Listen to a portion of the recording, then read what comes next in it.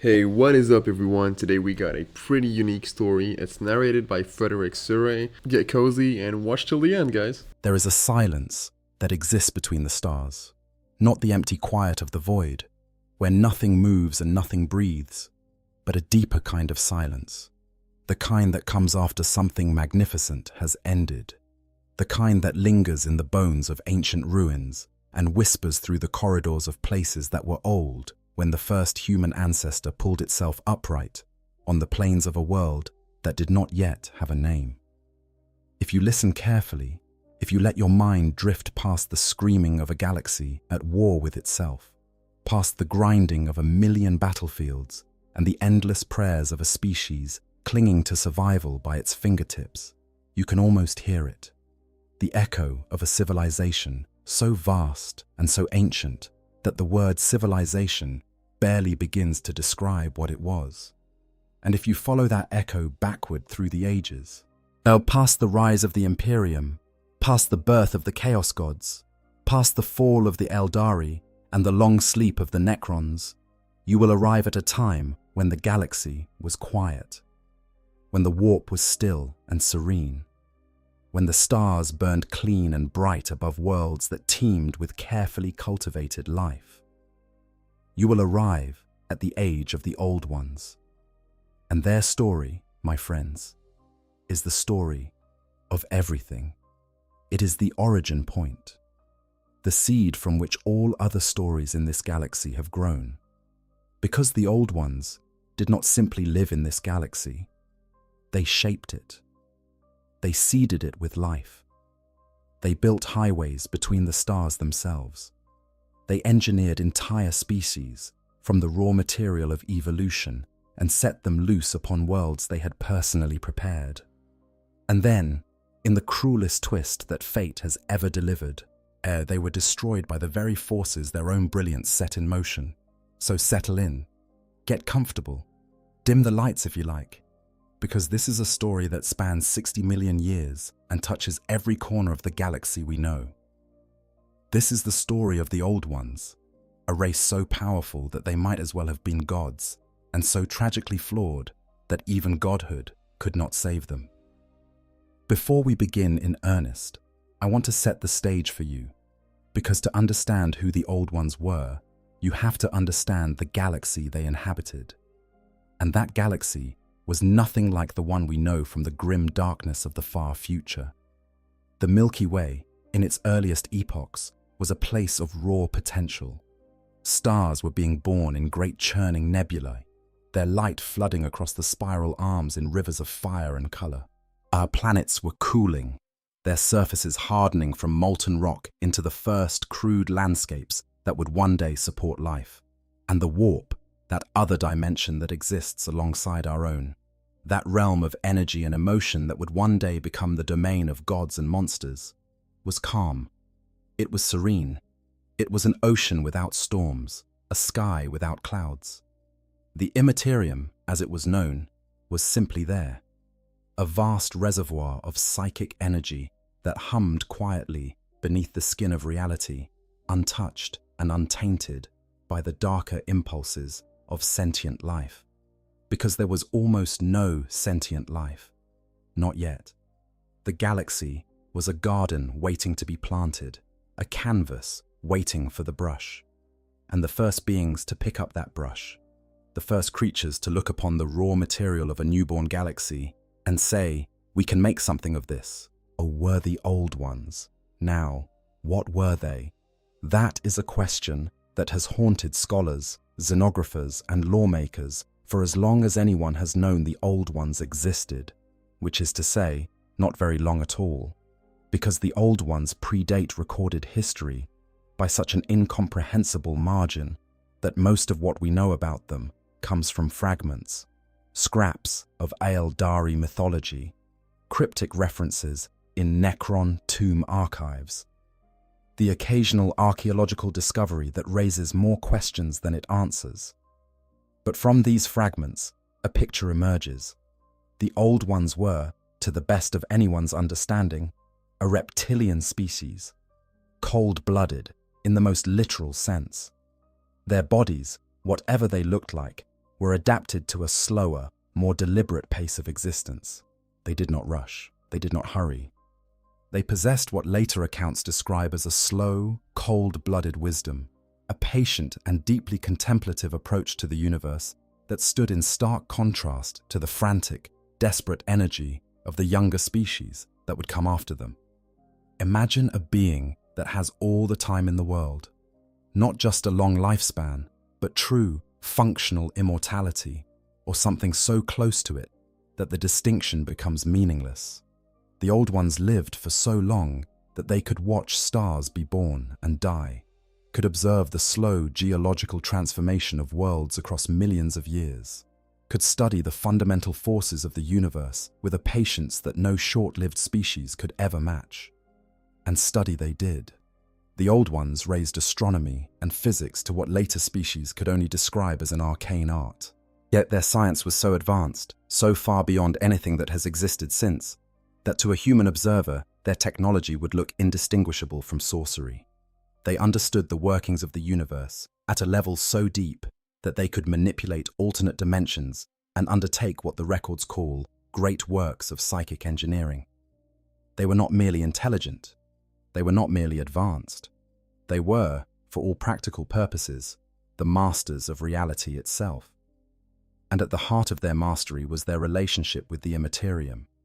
The old ones were potent psychers, perhaps the most potent psychers the galaxy has ever known. In those ancient days when the warp was still calm and undisturbed, the old ones learned to tap into its energies with a precision and control that later species could only dream of. But the Imperium was not yet the roiling nightmare it would become. It was a calm and steady realm of existence, a parallel dimension of pure energy that flowed beneath the surface of material reality like an underground river. And the old ones learned to swim in that river. They learned to channel its currents. They learned to build with it, to shape it, to use it as both tool and highway. And from that understanding came their greatest achievement, the one creation that would outlast every other miracle they ever performed, the webway. But we will get to that. For now, let me leave you with this image. Picture the galaxy, young and bright, its stars burning with the fierce energy of a universe still finding its shape. Picture the quiet of the Imperium beneath it, a sea of calm psychic energy stretching in all directions. And picture, moving through this galaxy with the slow and deliberate grace of beings who have mastered the very fabric of existence, the old ones, the first, the eldest, the architects of everything that would follow. They did not know it yet, but they were building a legacy that would echo through 60 million years of history and touch the lives of every sentient being that would ever draw breath beneath the light of the Milky Way's 400 billion stars. Their story is about to begin. Now, I want to take a moment to really paint a picture of what the old ones looked like. Because when we talk about ancient, godlike races in science fiction, there is a tendency to imagine something vaguely humanoid, something with 2 arms and 2 legs and a face we can relate to. But the old ones were not like that. Oh, the fragmentary evidence we have points to a reptilian species, and not the sleek, agile kind of reptile that you might associate with a lizard or a snake. These were creatures of deep, ponderous physicality, cold-blooded in the truest sense. Their metabolisms were slow and steady, their movements deliberate and measured. There was no wasted energy in an old one, no nervous twitching, no impatient shuffling. They existed at a tempo that was entirely their own, and that tempo was glacial by human standards. There are ancient Eldari exodite carvings that xenographers believe depict the old ones, though the interpretations are heavily debated. The carvings show figures that are large, broad, and distinctly non-human, surrounded by smaller figures that appear to represent the various species they created.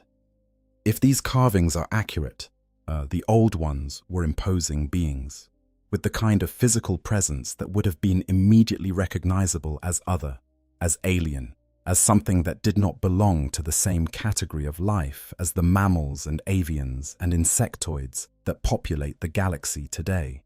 Their eyes, if they had eyes in the way we understand the term, would have looked out at the universe with the patient, unblinking gaze of creatures who measured their existence not in years or decades, but in geological epochs.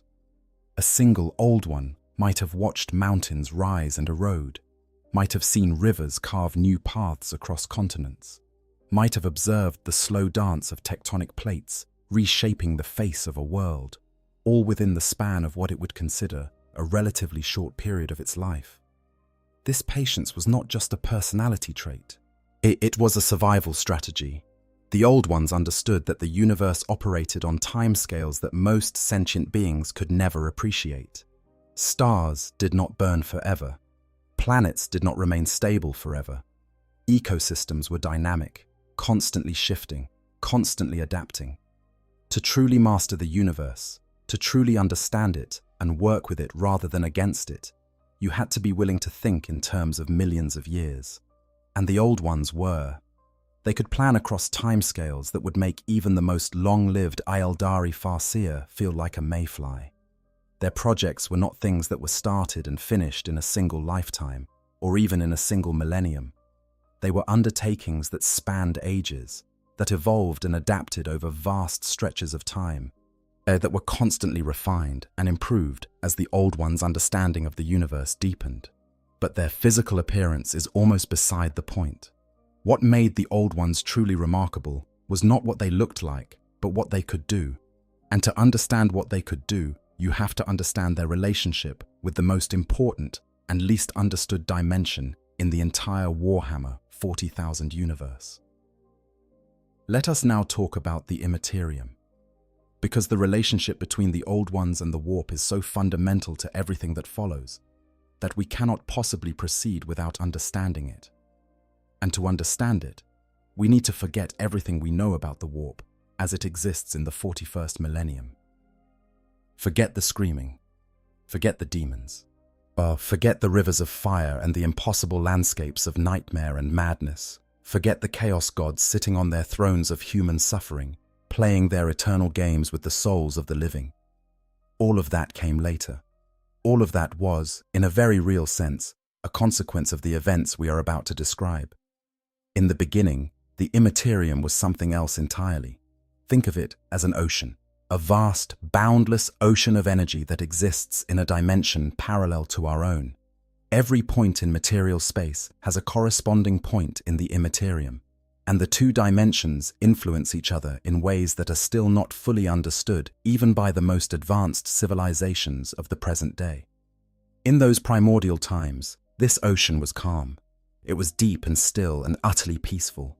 There were no storms, no currents of malevolent energy, no predatory entities lurking in the deep. The Imperium was simply energy, raw psychic potential waiting to be harnessed by anyone with the skill and the power to do so. And the old ones had both in abundance. They were, as far as we know, the first species to discover the Imperium's existence.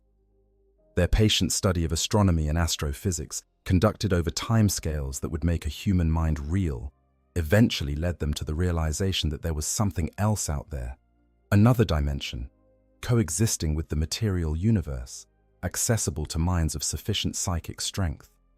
And the old ones, being the patient and methodical creatures they were, did not immediately rush to exploit this discovery. They studied it. They probed it. They tested its boundaries and mapped its currents and came to understand its nature with the same slow, careful precision they brought to everything they did. And then, once they understood it, they began to build the webway. If you have spent any time at all in the lore of Warhammer 40,000, you have heard of the webway.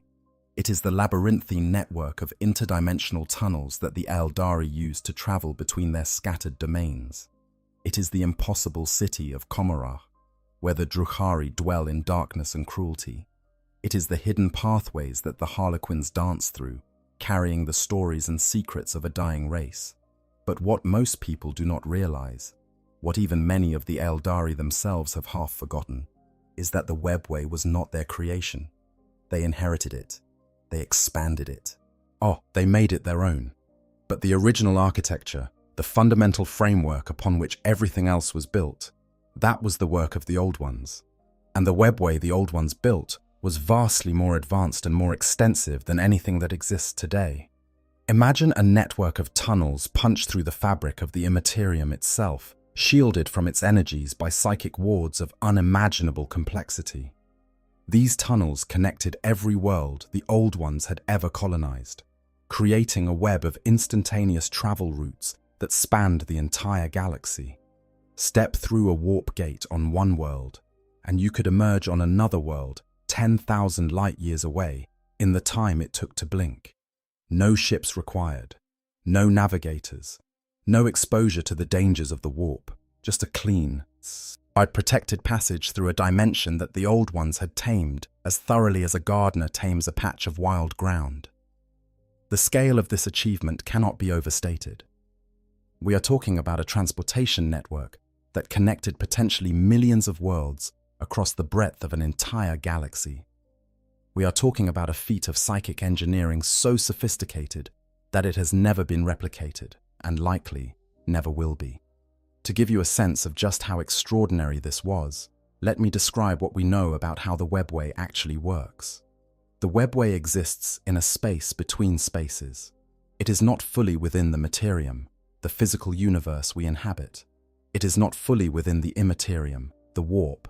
It occupies a liminal zone between the two, as a kind of psychic borderland that the Old Ones carved out of the raw fabric of interdimensional space. The corridors of the webway are constructed from something akin to solidified psychic energy, reinforced with wards and barriers that prevent the warp's energies from seeping in. Walking through the webway is like walking through a tunnel that has been bored through the side of a mountain, with the mountain being the warp itself. The tunnel keeps you safe from the mountain's crushing weight, but the mountain is always there, pressing in from all sides, and if the tunnel's walls were ever to crack, the mountain would pour in with devastating force. The Old Ones built these tunnels with a precision that borders on the miraculous. Every corridor was precisely calibrated. Every junction was designed to allow travelers to navigate from one point to another with minimal effort. The warp gates that served as entry and exit points were massive structures built on the surfaces of worlds or floating in the void of space. Each one a masterwork of psychic architecture that could channel the energies needed to open a stable portal between the material universe and the webway's protected interior. When an Old One stepped through a warp gate, it would have been as simple and as ordinary as stepping through a doorway. One moment, you are on one world. The next, you are on another, separated from the first by thousands of light years, but connected to it by a path that traverses no physical distance at all. The implications of this are staggering. With the webway, yet the Old Ones effectively eliminated distance as a barrier to travel and communication. They could move armies from one side of the galaxy to the other in minutes. They could respond to threats anywhere in their domain almost instantaneously. They could maintain a unified civilization across a galaxy that is 100,000 light years in diameter, keeping all of their far-flung colonies in constant contact with each other and with the central nodes of their network. No other species in the history of the galaxy has achieved anything comparable. The Aeldari came closest with their expansion of the webway, but even at the height of their empire, they were working with a fraction of the network the Old Ones had built. The Imperium of man relies on warp travel, which is dangerous, unpredictable, and subject to the whims of a dimension that is now actively hostile to all living things. The Tau use gravitic drives that are limited to relatively short-range jumps. The Necrons use quantum phase technology that is impressive but operates on completely different principles. None of them have anything like the webway. 10,000 years ago, the Emperor of Mankind attempted to create his own version of the webway, working from beneath the Imperial Palace on Terra. He used the Golden Throne as a focus for his immense psychic power, trying to forge a protected tunnel through the Immaterium that would connect to the existing webway infrastructure the Aeldari had inherited from the Old Ones. And even he, arguably the most powerful human psyker who has ever lived, could only manage a single, A fragile connection that was shattered the moment Magnus the Red's psychic message tore through its protective wards. The Emperor, with all his power and all his knowledge, could not do what the Old Ones did as a matter of routine. That is the level of mastery we are talking about. That is the gap between the Old Ones and everything that has come since. The webway was not just a transportation system either. It was a statement of philosophy. The Old Ones understood that the Imperium was dangerous, or at least had the potential to be dangerous, if its energies were not properly controlled. So they built their highways through it rather than across it. They created protected spaces within the warp, where the normal rules of that dimension did not apply, where travelers could pass safely without exposure to whatever forces might one day arise in that strange and shifting realm. It was an act of engineering so forward-thinking, so brilliantly conceived, that one has to wonder whether the Old Ones somehow foresaw what the Imperium would become. Whether their patient, cold-blooded wisdom gave them some inkling of the horrors that would eventually take root in the once peaceful ocean of the warp. But even beyond the webway, the Old Ones used their psychic abilities for a staggering variety of purposes. The phrase psychic engineering appears again and again in the fragments of lore that survive from this period. And while we cannot know exactly what that phrase encompasses, we can infer from the results. The Old Ones could reshape matter with the power of their minds. They could influence the fundamental forces of the universe. They could accelerate or direct the evolution of living organisms. They could terraform entire planets, changing their climates and geographies to suit whatever purpose they had in mind. They were, in the most literal sense, creators. Not in the metaphorical way that we might call an artist a creator, but in the raw physical sense of beings who could look at a barren rock floating in the void and say, "Let there be life," and life would follow. And this brings us to what may be the most remarkable aspect of the Old Ones' civilization, their relationship with life itself. Because the Old Ones were not conquerors, they were not exploiters. They were not the kind of advanced civilization that strips planets bare and moves on to the next, leaving dead worlds in their wake like a swarm of locusts. The Old Ones were gardeners, nurturers. They believed, according to the fragmentary records that survive, that all life was precious, all life was useful, all life had a role to play in the grand design of the cosmos. And so, wherever they went, they planted, they seeded, they cultivated. They took barren worlds and made them bloom. They took primitive organisms and guided them toward complexity. They took the raw material of evolution and shaped it into new forms, new species, new civilizations. Consider what this means in practical terms. When the Old Ones arrived at a new world, a dead rock, spinning in the void, they did not simply plant a flag and claim it as territory. They studied it. They analyzed its chemistry, its geology, its position relative to its star, its gravitational relationships with nearby bodies.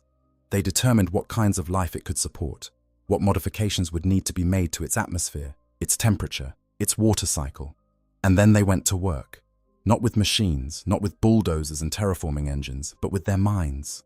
With psychic engineering on a planetary scale, they could reshape continents, they could alter the composition of atmospheres, they could seed oceans with microorganisms that would, over millions of years, transform the chemistry of an entire world until it was hospitable to the kinds of life the Old Ones wanted to cultivate there. And they did not stop at basic habitability. The Old Ones did not just make worlds livable, they made worlds alive. They introduced complex ecosystems, as carefully balanced webs of organisms that supported and sustained each other in ways that natural evolution might never have produced. Predators and prey, decomposers and producers, pollinators and seed dispersers. Every world they touched became a functioning biosphere, a self-sustaining system of life that could continue growing and evolving long after the Old Ones had moved on to their next project. The philosophy behind this is as fascinating as the achievement itself. The Old Slan, who may have been the same as the Old Ones, or may have been their closest servants, believed that the object of life itself was to perfect the mortal soul. They believed that if an individual's mind was sufficiently powerful, it would remain whole within the warp after death, able to reincarnate as it wished, and provided it could resist the corrupting influences that existed even in those early, peaceful days. This belief, this conviction that consciousness was the ultimate purpose of biological existence, drove the Old Ones' compulsion to create and nurture life wherever they found it. Every new species they created, every world they seeded, was another opportunity for consciousness to emerge and to perfect itself. They were not just filling the galaxy with organisms, they were filling it with potential, with the raw material for minds that might one day achieve the kind of transcendent awareness that the Old Ones themselves had attained. They were, in a sense, playing the role that many religions assign to gods. They were creating life, and they were doing it not out of necessity or self-interest, but out of what appears to have been a genuine philosophical commitment to the idea that a living galaxy was better than a dead one. As the Old Ones passed through the cosmos, they left life in their wake the way a river leaves sediment on its banks. Thousands of worlds were touched by their influence, reshaped and replanted and set on paths of development that would play out over millions of years. Some of these worlds received nothing more than a gentle nudge, a few tweaks to the local ecosystem that would encourage the development of more complex life forms. Others were completely transformed, their entire biospheres engineered from the ground up to support specific types of organisms. The Old Ones were not random in their seedings. They had a plan, a great overarching vision for what the galaxy should look like, what kinds of life it should support, how those life forms should interact and develop and grow. The details of this plan are lost to us now, buried under 60 million years of history and the catastrophic events that would eventually bring the Old Ones' civilization crashing down. But the results are all around us. The galaxy as we know it, teeming with life in all its bewildering variety, is the garden the Old Ones planted. We are all, in a very real sense, their descendants. Among their earliest creations, or at least among the first that we know about, were the Slann. The Slann are a mystery, wrapped inside an enigma, a species that exists at the blurry intersection of myth and history. In the earliest editions of the lore, the Slann and the Old Ones were essentially the same thing, amphibian or reptilian beings of immense psychic power who had once ruled the galaxy before fading into obscurity. As the lore evolved, the distinction between the two became clearer. The Old Ones were the masters. The Slann were their foremost servants, possibly the first intelligent species the Old Ones ever created, designed to act as intermediaries and caretakers for the worlds the Old Ones were cultivating. The Slann inherited a portion of their creator's psychic ability and something of their philosophical outlook, and they served faithfully throughout the long golden age of the Old Ones' dominion. Even today, in the 41st millennium, there are amphibian aliens known as Slanni who inhabit worlds in the galactic north. They are reclusive and enigmatic, rarely interacting with other species, and there is speculation among Imperial xenographers that they may be the degenerate descendants of the once great Slann, carrying in their genes the faded legacy of a civilization that was ancient when the first dinosaurs walked the earth. But the Slann were just the beginning. As the Old Ones spread across the galaxy, they created or uplifted dozens of species. Some were designed for specific purposes. Others were simply the result of the Old Ones' compulsion to encourage life wherever they found it. The Jokaero, those orange-furred ape-like aliens who can instinctively construct technology of breathtaking sophistication without apparently understanding what they are doing, are believed to be an Old One's creation. The fact that the Jokaero resemble the great apes of Terra, the orangutans of ancient Earth, is probably not a coincidence. And it suggests that the Old Ones visited Terra at some point in the distant past, possibly taking existing primate species and modifying them for their own purposes. This idea is supported by other evidence as well. There are references in certain Adeptus Mechanicus archives to the possibility that even Terra itself felt the Old One's touch long before humanity's rise to self-awareness. The tree-dwelling primate-like ancestors of what would eventually become humanity are described in some sources as having been set on their evolutionary path by the Old Ones, given the initial push that would, over millions of years, lead to the development of the human species. Think about that for a moment.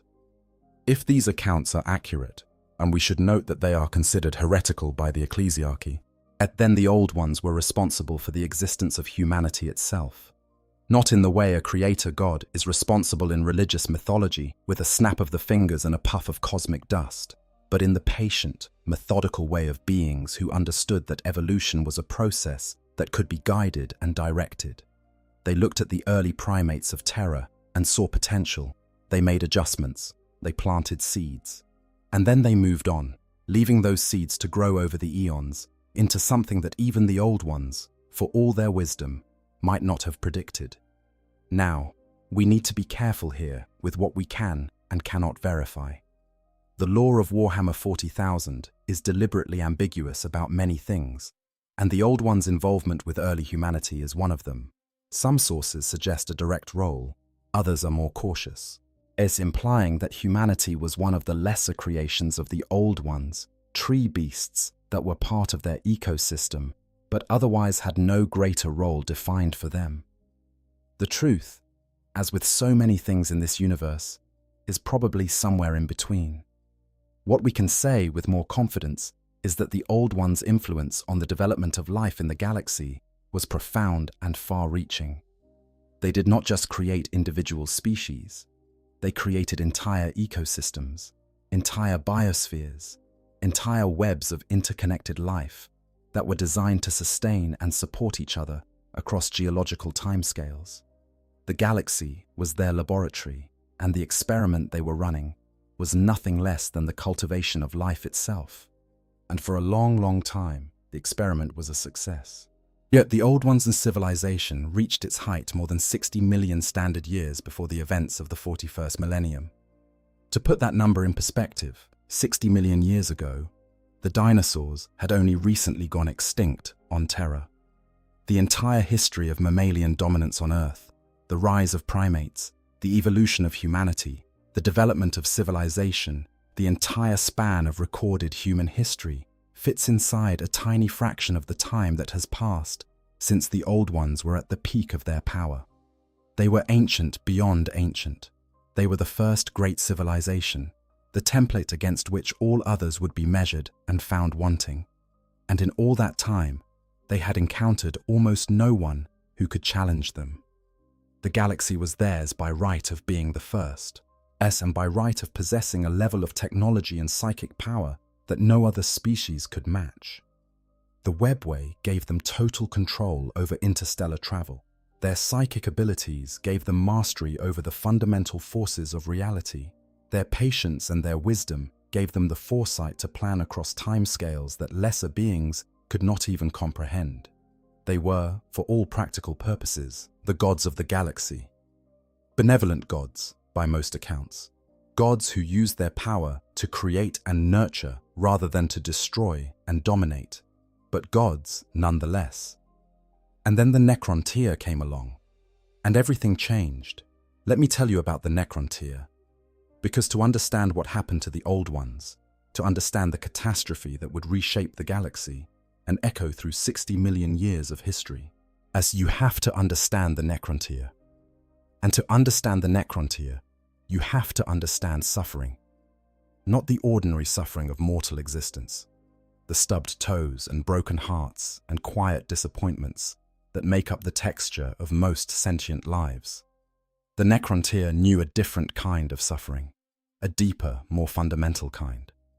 A suffering that was built into the very fabric of their being, written into their DNA by the star that had birthed them. The Necrontyr evolved on a world in the halo stars, the outermost reaches of the galaxy where stars burn dim and cold, or, in the case of the Necrontyr's home system, hot and lethal. Their sun was a monster, a swollen, irradiated beast that poured deadly energy down upon their world in endless, punishing waves. Everything about the Necrontyre's existence was shaped by this star. Their bodies were riddled with cancers and genetic damage from the moment of birth. Their lifespans were brutally short, measured in decades rather than centuries or millennia. They aged fast and they died young, their bodies consumed by the same radiation that had given them life in the first place. Pain was their constant companion. Death was their shadow, always close, always patient, always inevitable, and this shaped them. How could it not? A species that lives its entire existence in the shadow of an early death develops a very particular relationship with the universe. The Necrontyre became obsessed with mortality. Their culture, their art, their architecture, their religion, everything was colored by the knowledge that time was short and that the universe was fundamentally hostile to their continued existence. There they built great tombs and monuments to the dead. They developed elaborate rituals of remembrance and mourning. They organized their society into rigid hierarchies of dynasties and noble houses, each one desperately trying to leave some lasting mark on a galaxy that seemed determined to forget them. They were a people defined by their grief, shaped by their rage, and consumed by a hunger for something that was always just out of reach. Honestly, this is the part of the lore that gets me every single time. The old ones had it all figured out, and they had the webway, they had the psychic mastery, they had patience that we genuinely cannot wrap our heads around. And they still lost, not because someone stronger came along and just overpowered them, but because their own choices caught up with them in ways that they never saw coming. That hits different when you really sit with it. It makes you wonder how many problems in 40k could have been avoided if the old ones had just helped the Necron tier when they came asking. One decision, 60 million years of consequences. That is why I keep coming back to this setting. No other universe does tragedy on that scale. But anyways, let's get back to the video. Immortality. Think about what that does to a civilization over the course of generations. Every Necrontyre child was born knowing that their life would be short and full of pain.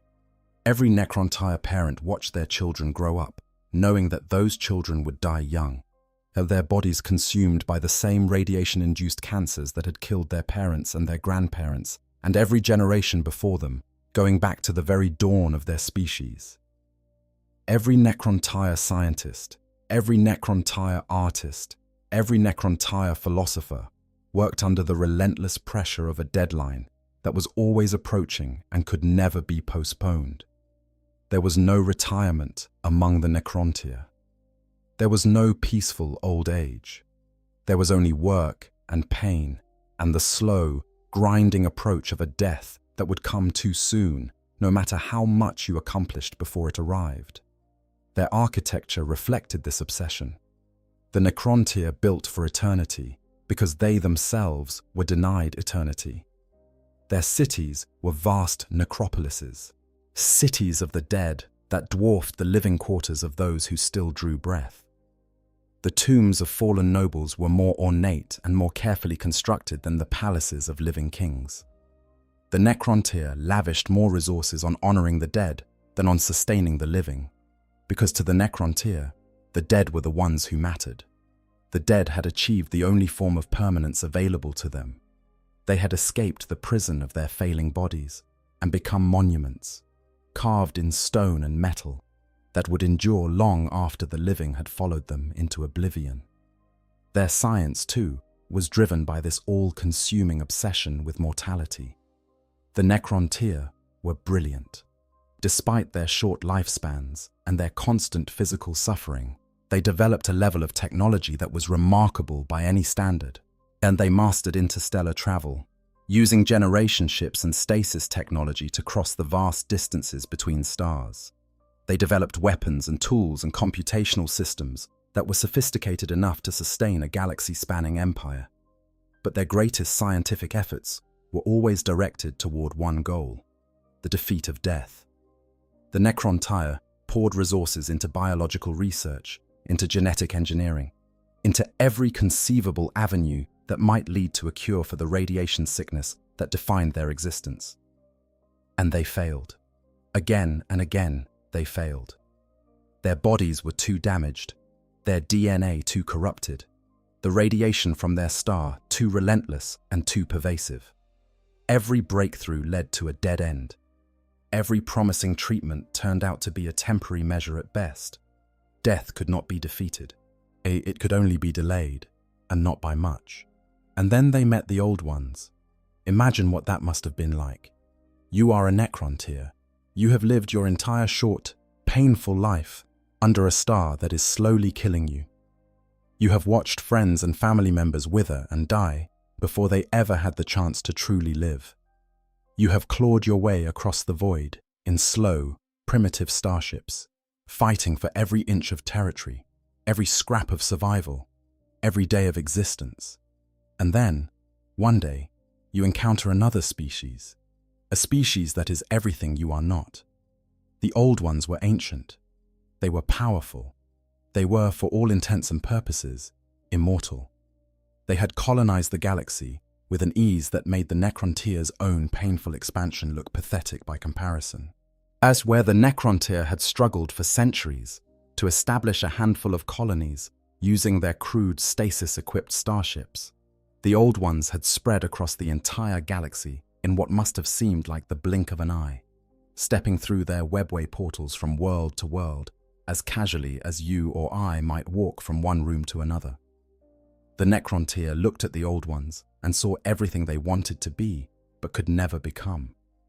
And the jealousy that burned in their hearts was not the petty jealousy of a child who wants another child's toy. It was the jealousy of a dying man watching a healthy man run and laugh and live without care.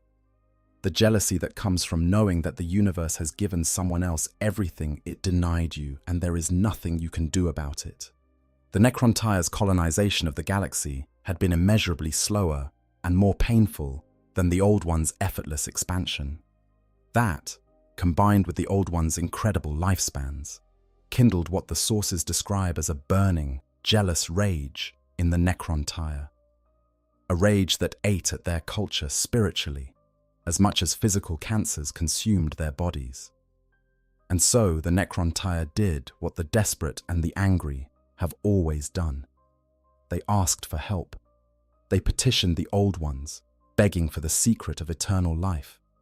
Please, they said, in whatever language or manner of communication passed between these two vastly different species. Please share your immortality with us. Please teach us how to escape the curse of our own biology. Please give us the gift that you enjoy so freely and we can never earn. And the Old Ones said no. Now, and why did they refuse? This is one of the great questions of the law, and one that has no definitive answer. Were the Old Ones cruel? Were they indifferent? Or were they simply incapable of granting what the necrontyr asked? There is a compelling argument for the latter. The Old Ones' immortality may have been tied to their psychic nature, their deep and fundamental connection to the Imperium. If that connection was what sustained them, what kept their cells from aging and their bodies from breaking down, then it would have been impossible to transfer that ability to a species like the necrontyr, who had virtually no psychic potential at all. The necrontyr were, in psychic terms, almost completely blank, casting an almost negligible shadow in the warp. They were like the Tao of the ancient world, where beings of flesh and blood who existed almost entirely in the material universe, with no connection to the dimension that the Old Ones drew their power from. You cannot teach a blind man to paint by giving him a brush, and perhaps the Old Ones could not teach the necrontyr to be immortal by giving them knowledge that only worked for psychic beings. But there is another possibility. Perhaps the Old Ones looked at the necrontyr and saw something they did not like. Perhaps they saw a species consumed by bitterness and rage, a species that had organized itself into feuding dynasties that were constantly at each other's throats, a species whose relationship with the universe was defined by resentment and a hunger for dominion. The Old Ones had spent millions of years nurturing life, carefully cultivating the ecosystems of 1,000 worlds, are operating with a philosophy that saw all life as precious and worthy of care. Would they have looked at the necrontyr and thought, these are beings we want to make immortal? Or would they have looked at that burning rage, that consuming jealousy, that desperate and relentless aggression, and thought, No, not these ones. Not yet. Perhaps not ever.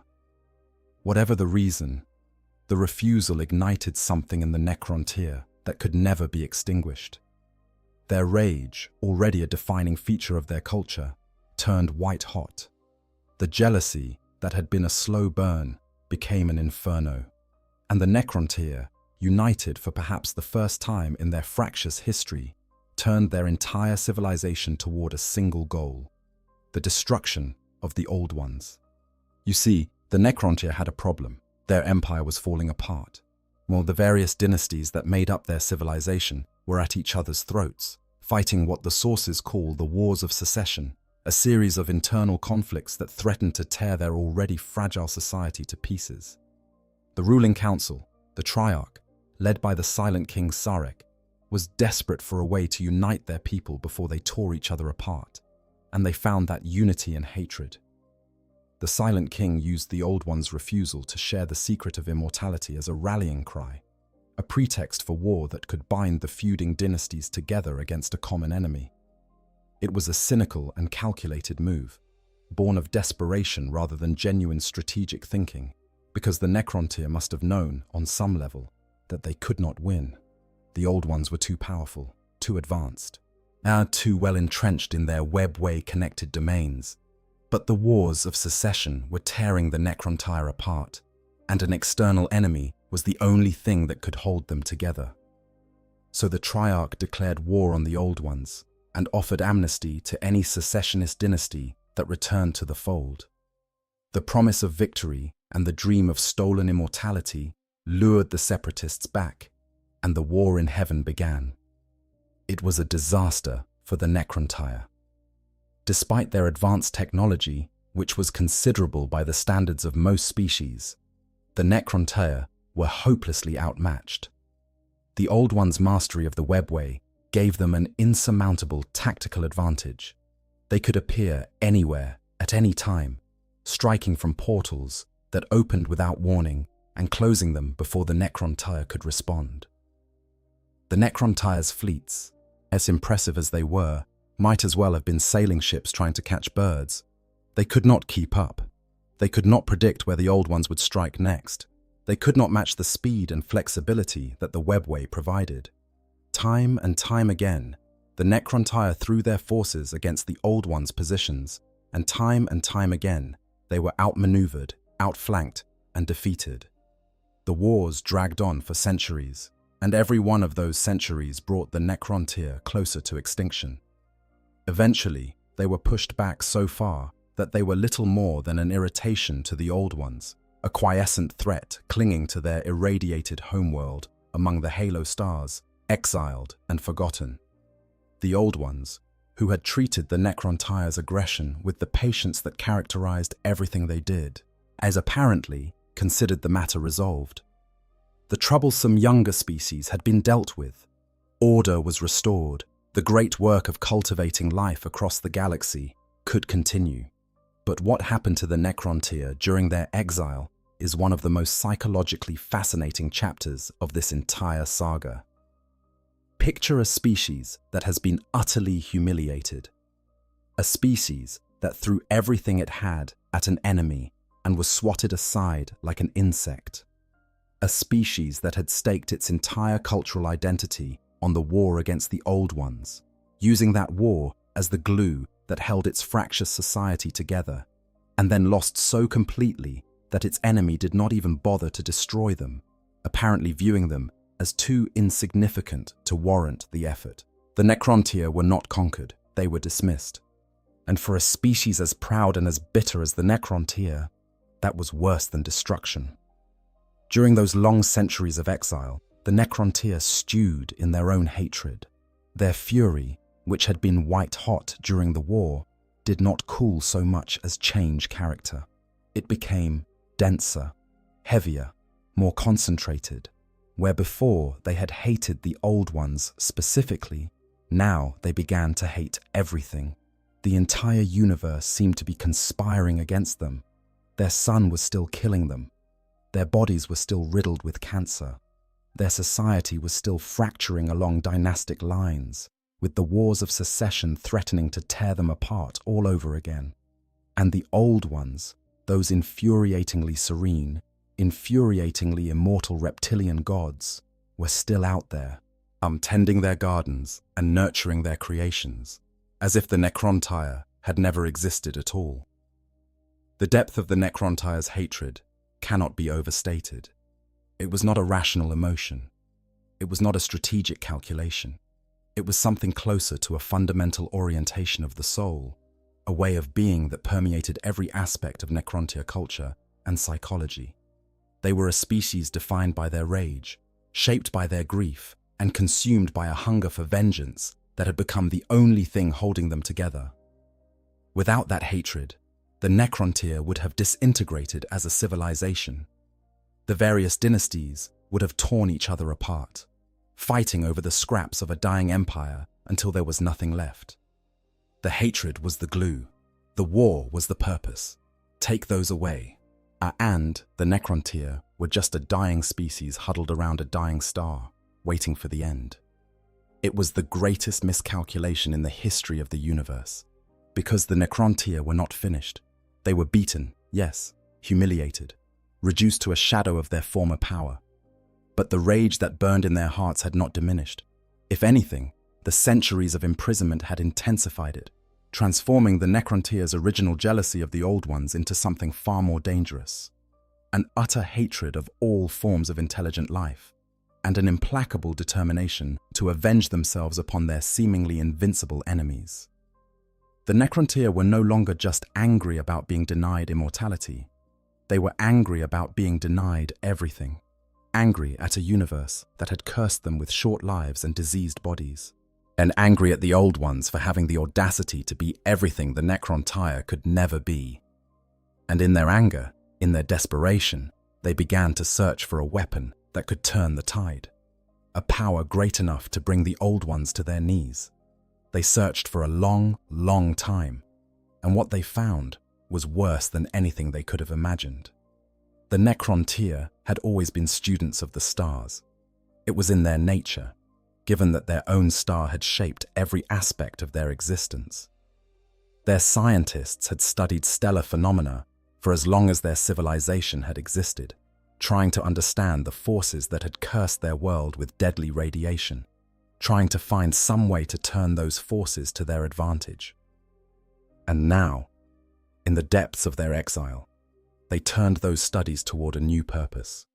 They were looking for something in the stars, something ancient, something powerful, something that could give them the edge they needed against the old ones. And they found the Citan, the star gods. Imagine the scene. Necrontyre researchers, working with stellar probes and sophisticated detection equipment, scanning the oldest and most massive stars in the galaxy, looking for anomalies, looking for patterns, looking for anything that does not fit the normal models of stellar physics. And then, in the complex skeins of energetic plasma that swirled around a dying red giant, they found something. Not a physical object, not a creature in any sense that they would have recognized, but an intelligence, a vast, ancient, alien intelligence, spread across the surface of the star like a film of thought, feeding on the solar flares and magnetic storms of the bloated sun. An intelligence so old that it predated the old ones themselves. An intelligence born at the dawn of the universe, when the first stars ignited and the first photons blazed across the newborn void. These were the Citan, and they would change everything. The Citan were beings of pure energy. In their natural state, they were vast and diffuse, their consciousnesses spread across areas larger than entire planets. They had existed since the birth of the stars, feeding on solar energy and drifting through the cosmos in a state of dreamy half-awareness. They had little conception of the material universe beyond the stars they inhabited. They did not know about planets or life or the struggles of organic beings. They were, in a sense, the universe's oldest parasites, feeding on the fires of creation without contributing anything in return. How the Necrontyre managed to communicate with these beings is a mystery. The sources conflict on this point. The dusty archives of the tomb world of Solomnes claim it was a chance discovery, an accidental byproduct of stellar research. The Book of Mournful Night, kept under lock and key in the Eldari Black Library, tells a different story, claiming that the raw hatred the Necrontyre held as a species sang out across space like a beacon, drawing the C'tan's attention whether they wished it or not. Another account suggests that the Necrontyre deliberately sought out the C'tan, following anomalies in their stellar data until they found what they were looking for. Whichever version is closest to the truth, the result was the same. Contact was made, and the Necrontyre, us who had been searching for a weapon capable of challenging the Old Ones, believed they had found one. But the C'tan had no physical form. They were creatures of energy, incapable of directly interacting with the material world in any meaningful way. So the Necrontyre built bodies for them. Using their mastery of living metal, the substance known as necrodermis, the Necrontyre constructed physical shells into which the C'tan could pour their immense energies. These bodies were works of art and horror in equal measure, shaped from metal that could shift and change at will, that could absorb damage and repair itself, that could channel the starborn energies of the C'tan with devastating effect. The first of the C'tan to cross the bridge of starlight into its new body was Azagorod, the Nightbringer, and as it took physical form for the first time, the galaxy shuddered. Now, there is an interesting wrinkle in this story. According to the C'tan known as the Deceiver, the Old Ones had fought a war against the C'tan before, a war that the C'tan lost.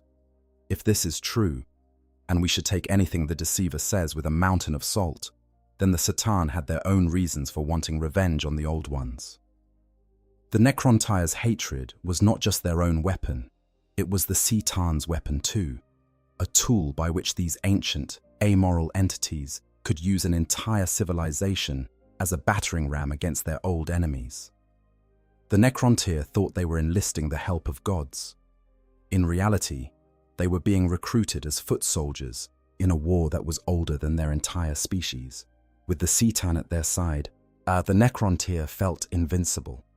But the star gods had one more gift to offer before the war could begin in earnest. A gift that would transform the Necrontyre forever, and not in the way they hoped. The C'tan proposed a bargain. Immortality, the very thing the Necrontyre had begged the Old Ones for and been denied. The C'tan would grant them eternal life. Their cursed flesh would be replaced with bodies of living metal, just like the bodies the Necrontyre had built for the C'tan. They would be freed from the radiation sickness, the cancers, the short and painful lives that had defined their existence for as long as anyone could remember. All they had to do was step into the biofurnaces and let the transformation take place. The silent King Sarek and his Triarch debated the offer for a year. During that time, the court astrologer Orican the Diviner was the only voice raised in opposition. Orican warned that the price would be too high, that the C'tan could not be trusted, that the promise of immortality was a lure baited with destruction. But the silent king, consumed by his desire to unite the Necrontyre and finally defeat the Old Ones, dismissed Orican's warnings.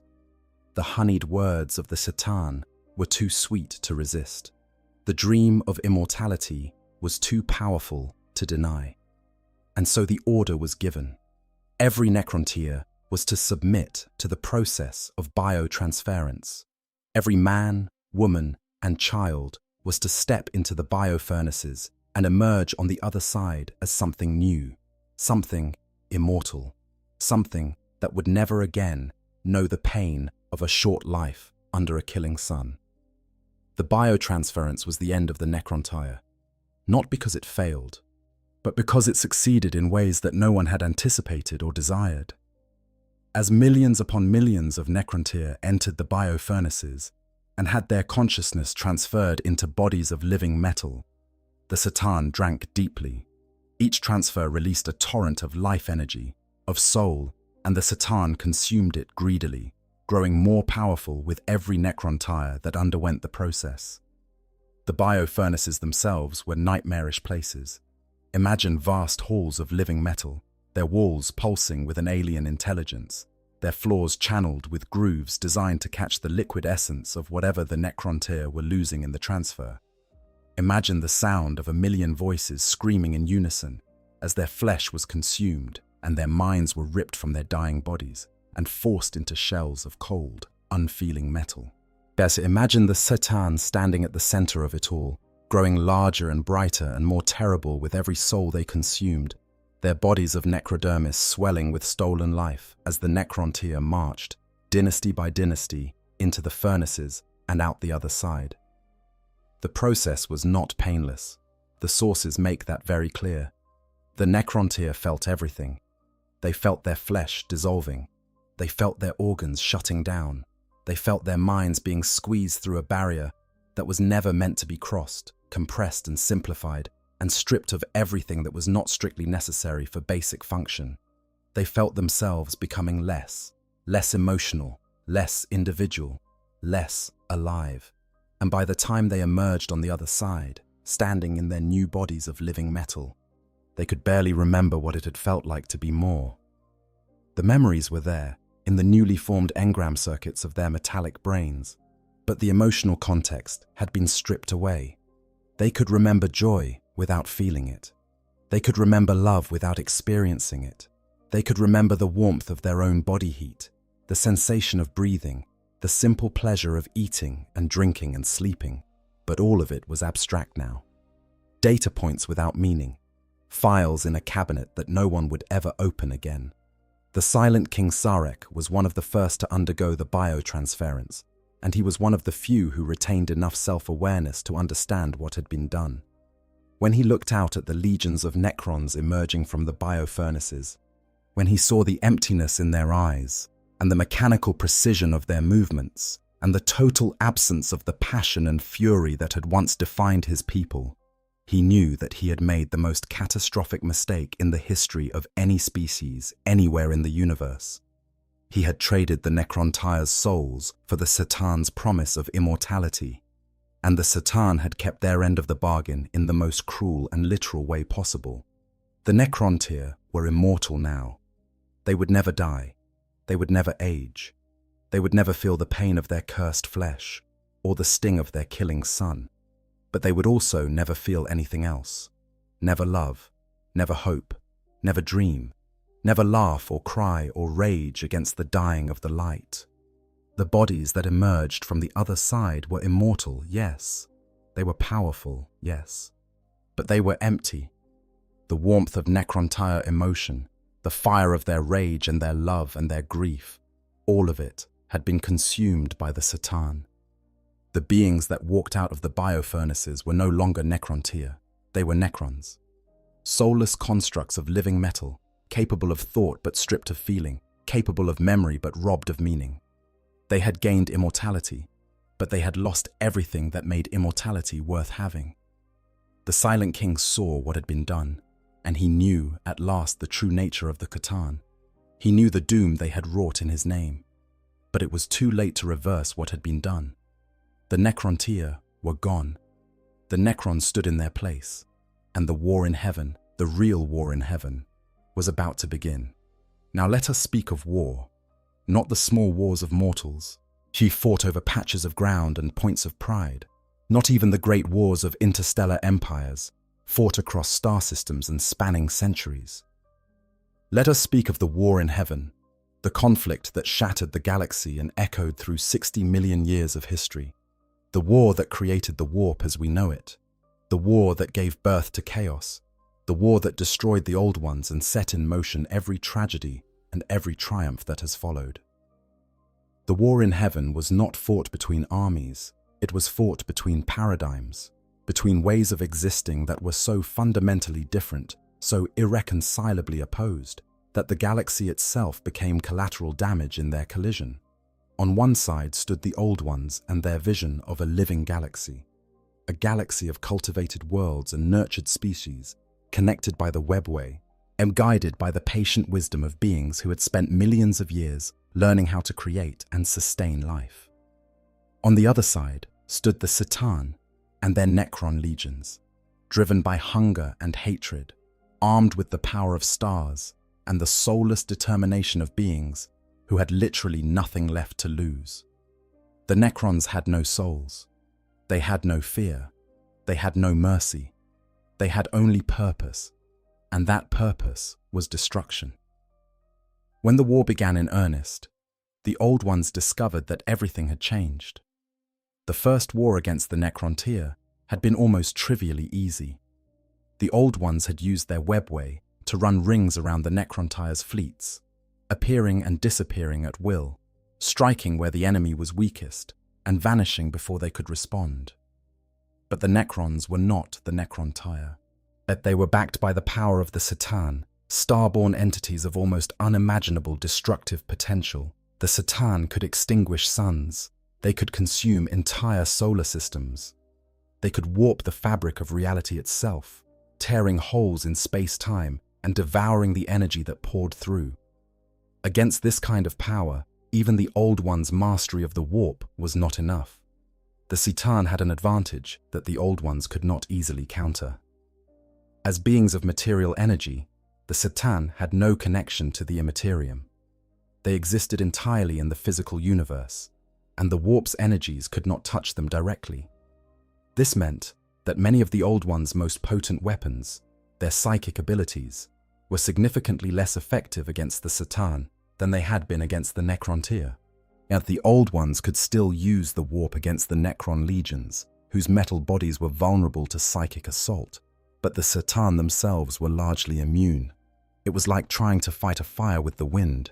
The wind might scatter the sparks, but the fire itself burned on, undiminished and uncaring.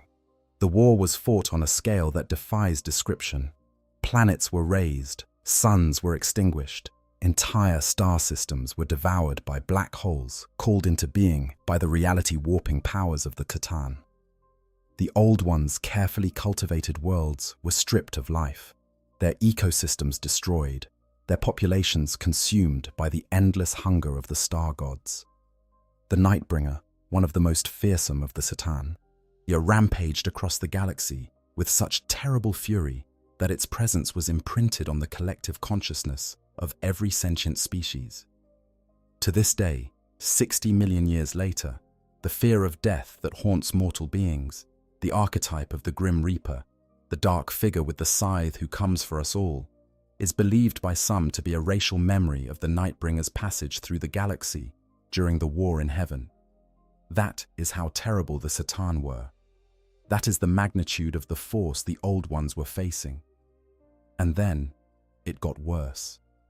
One of the C'tan, the entity known as Nyadra Zatha, the Burning One, had long desired to carry his fires into the webway.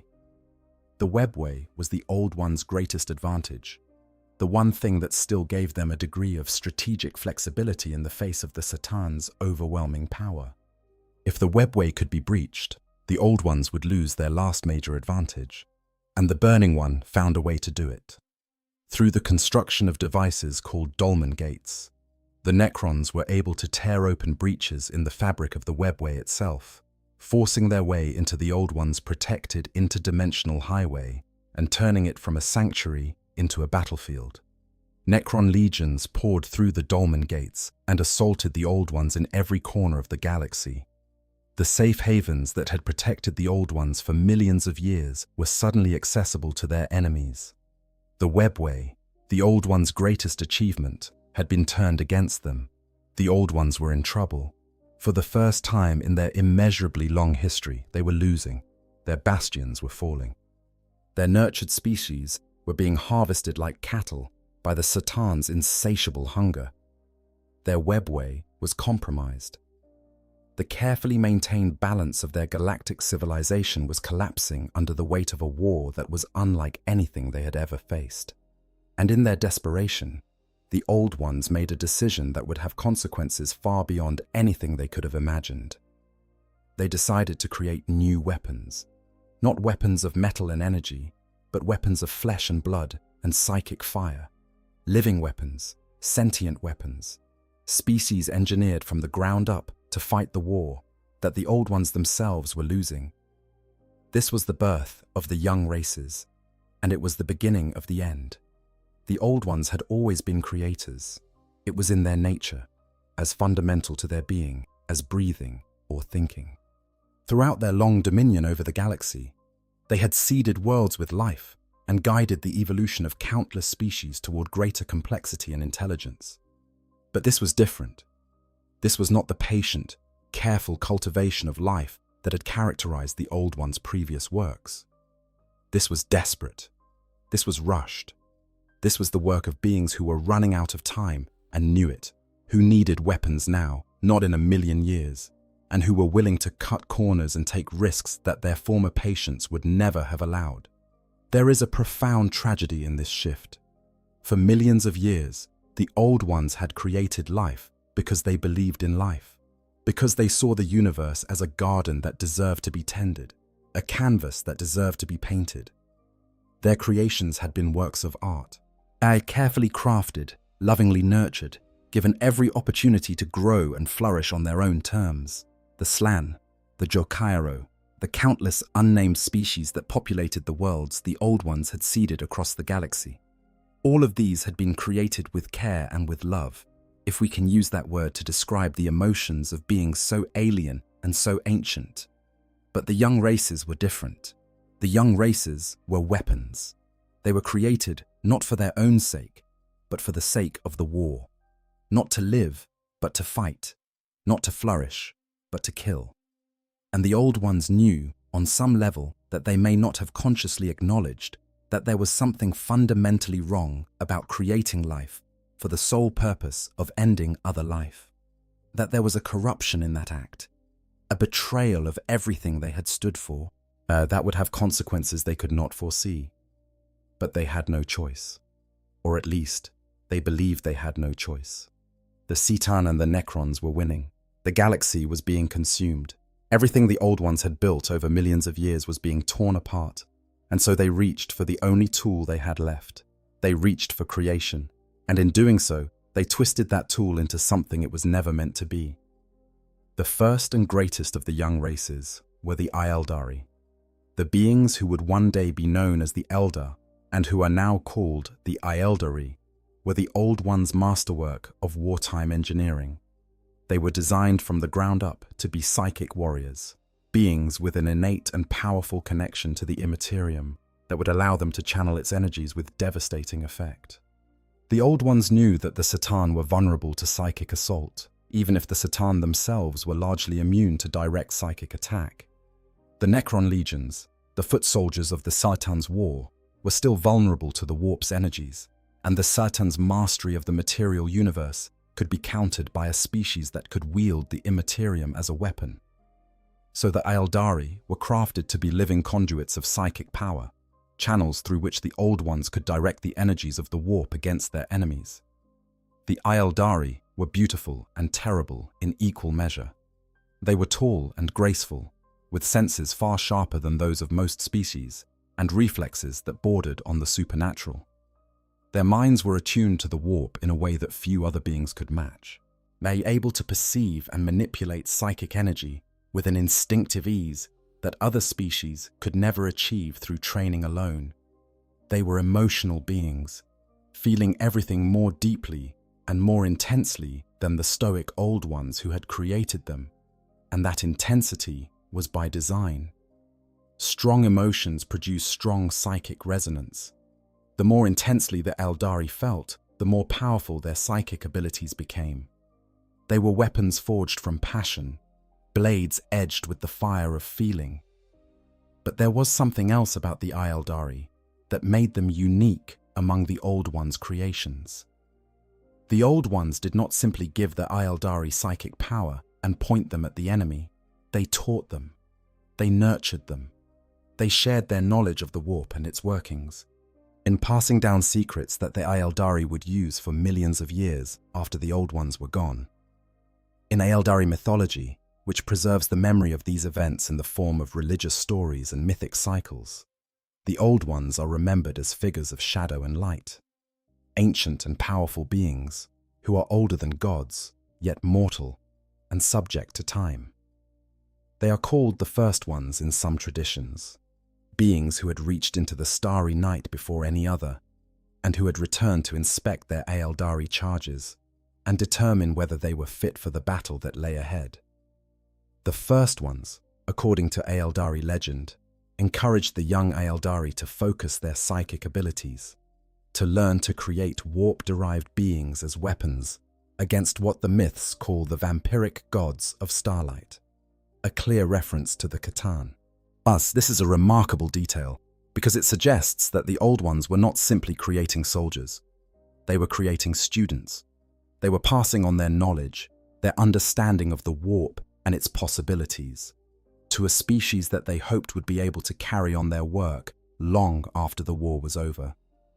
Even in the midst of their greatest crisis, even as their civilization was being torn apart around them, the Old Ones could not entirely abandon their nature as teachers and nurturers. They could not create life without also trying to elevate it. And that impulse, that irrepressible desire to share their wisdom and guide their creations toward greater understanding, would prove to be both their greatest gift to the galaxy and one of the factors in their eventual downfall. The Aeldari took to their role with a brilliance that must have astonished even their creators. They learned quickly, they fought fiercely, they wielded the warp with a natural grace that spoke of a species perfectly designed for its purpose. Their psychic abilities were not the blunt instruments of lesser psychers, but refined, elegant expressions of a deep and intuitive understanding of the Imperium. Where a human psyker might throw a bolt of psychic lightning at an enemy, an Aeldari warrior could reshape the very fabric of reality around them, bending space and time to their will with the ease of an artist applying paint to a canvas. This was the Old One's gift to the Aeldari. Not just power, but understanding. Not just the ability to use the warp, but the wisdom to use it well. And the Aeldari were just the beginning. The Old Ones created, or at the very least engineered and uplifted, several other species during the desperate closing stages of the War in Heaven. The Rashan and the Canib are among the least known of these creations. Little survives about the Rashan beyond their name and the fact that they were created to fight the Necrons and the Citan. The Canib are slightly better documented, described as festering creatures with 10 limbs. They were fierce warriors, designed for specific combat roles in the Old One's increasingly desperate war effort, and they fought with the savage determination of beings who had been created for the sole purpose of fighting. But the most remarkable of the Old One's wartime creations, and arguably the most successful, were the Krork. If you do not recognize that name, you will recognize what they became. As the Krork were the ancestors of the Orcs. Let that sink in for a moment. The green-skinned, war-obsessed, endlessly proliferating tide of aggression that is the Orc species did not evolve naturally. They were built, engineered, designed by the Old Ones as a weapon of last resort, a living instrument of war intended to hold back the Necron tide through sheer, overwhelming, unstoppable violence. The Krork were not the Orcs we know today. They were larger, some accounts placing them at up to 12 meters tall. They were smarter, at least in a tactical and strategic sense. They had access to more advanced technology, weapons and war machines that would put anything in a modern Orc arsenal to shame. But the fundamental characteristics that define the Orcs were all present in the Krork. It was because those characteristics were engineered into them by the Old Ones. The aggression, the love of combat, the mushroom-based reproductive cycle that allowed them to spread across a world in a matter of years. The Gestalt psychic field that allowed Orc technology to work, despite being cobbled together from scrap and held together with spit and optimism. All of it was by design. That Gestalt psychic field deserves particular attention because it is one of the most elegant pieces of biological engineering in the entire lore. Every Orc generates a low-level psychic field. Individually, these fields are barely detectable, but when Orcs gather in large numbers, as they do when they go to war, these fields combine into something much more powerful. This collective psychic energy subtly alters reality in the Orcs' favor, by making their impossible technology work, making their leaders bigger and tougher, making the entire greenskin horde more effective and more dangerous the larger it gets. Think about the genius of this design for a moment. The old ones needed a species that could fight anywhere, under any conditions, without any support infrastructure. Most armies need supply lines. They need ammunition factories and food production and maintenance depots and 100 other logistical necessities that are collectively more important than the warriors themselves. An army without supply lines is a dead army. Every military commander in history has known this, and the old ones, with their millions of years of experience observing and creating and guiding life, knew it better than anyone. So they cheated. And they created a species that generated its own supply lines, its own logistics, its own support infrastructure, all through the medium of a collective psychic field. An orc mech boy does not need to understand the principles of internal combustion to build an engine that works. He does not need to know the physics of ballistics to build a gun that fires. He just builds, guided by instinct and by the Gestalt psychic field that surrounds every gathering of orcs. And the things he builds work, not because they should work according to the laws of physics, but because every orc in the vicinity believes they will work. And that collective belief makes it so. Red ones go faster because every orc knows that red ones go faster, and the Gestalt psychic field obligingly makes that belief into reality. It is technology powered by faith. By collective, the unconscious psychic faith. And it is one of the most audacious pieces of bioengineering in the history of the galaxy. The old ones looked at the problem of logistics and said, what if we made a species that did not need logistics? What if we made a species whose weapons and vehicles and war machines were powered not by fuel or electricity or promethium, but by the sheer, overwhelming conviction that they should work? It is brilliant. It is absurd. And it has been working flawlessly for 60 million years. The old ones built this into the Krork because they needed a species that could fight without supply lines, without infrastructure, without any of the logistical support that most armies require. They needed a species that could be dropped onto a hostile world and immediately start fighting, building weapons from whatever was available, reproducing through spores that needed nothing but bare ground to grow in, and generating the psychic energy needed to make the whole insane enterprise work through nothing more than their own enthusiasm for violence. It was brilliant, it was terrifying, and it worked. The Krork, who are referred to in orc legend as the creations of the Brain Boys, were unleashed upon the Necrons, and for the first time in the war, the tide began to turn. The Krork did not fear death. This was deliberate. The Satan, known as the Nightbringer, had rampaged across the galaxy early in the war, and its terrible presence had imprinted a deep, primal fear of death on the collective consciousness of every sentient species it encountered. The Aeldari felt this fear. Early humanity felt this fear. But the Krork, as created after the Nightbringer's rampage, and specifically designed to be immune to this kind of psychic imprinting, felt nothing of the sort. They charged into battle against the Necrons, with the joyful abandon of beings who had been built for this and this alone. The Jokairo were another creation of this period, though their role was somewhat different. These orange-furred, ape-like beings were engineered with an instinctive ability to understand and manipulate technology at an almost subconscious level. A Jokairo cannot explain how it builds the incredible devices it produces. It does not understand the principles behind its own creations. It simply builds, guided by an innate knowledge that was programmed into its genes by the old ones millions of years ago. The Jokairo were probably designed as a support species for the old ones' war effort, capable of maintaining and improving technology without the need for formal training or education. They are one of the quieter legacies of the old ones, but no less remarkable for their subtlety. Together, the young races began to push back against the Necrons and the Satan. The Aeldari wielded the warp like a blade, their psychic abilities cutting through the Necron legions with devastating effect. The Krork hit the enemy with tidal waves of green-skinned fury, their impossible numbers and their utter fearlessness overwhelming Necron defensive positions. The Rashan and the Canib fought in every corner of the galaxy, adapting and evolving in response to the threats they faced. For a brief, shining moment, yet it seemed as though the old ones might actually win. The young races were turning the tide.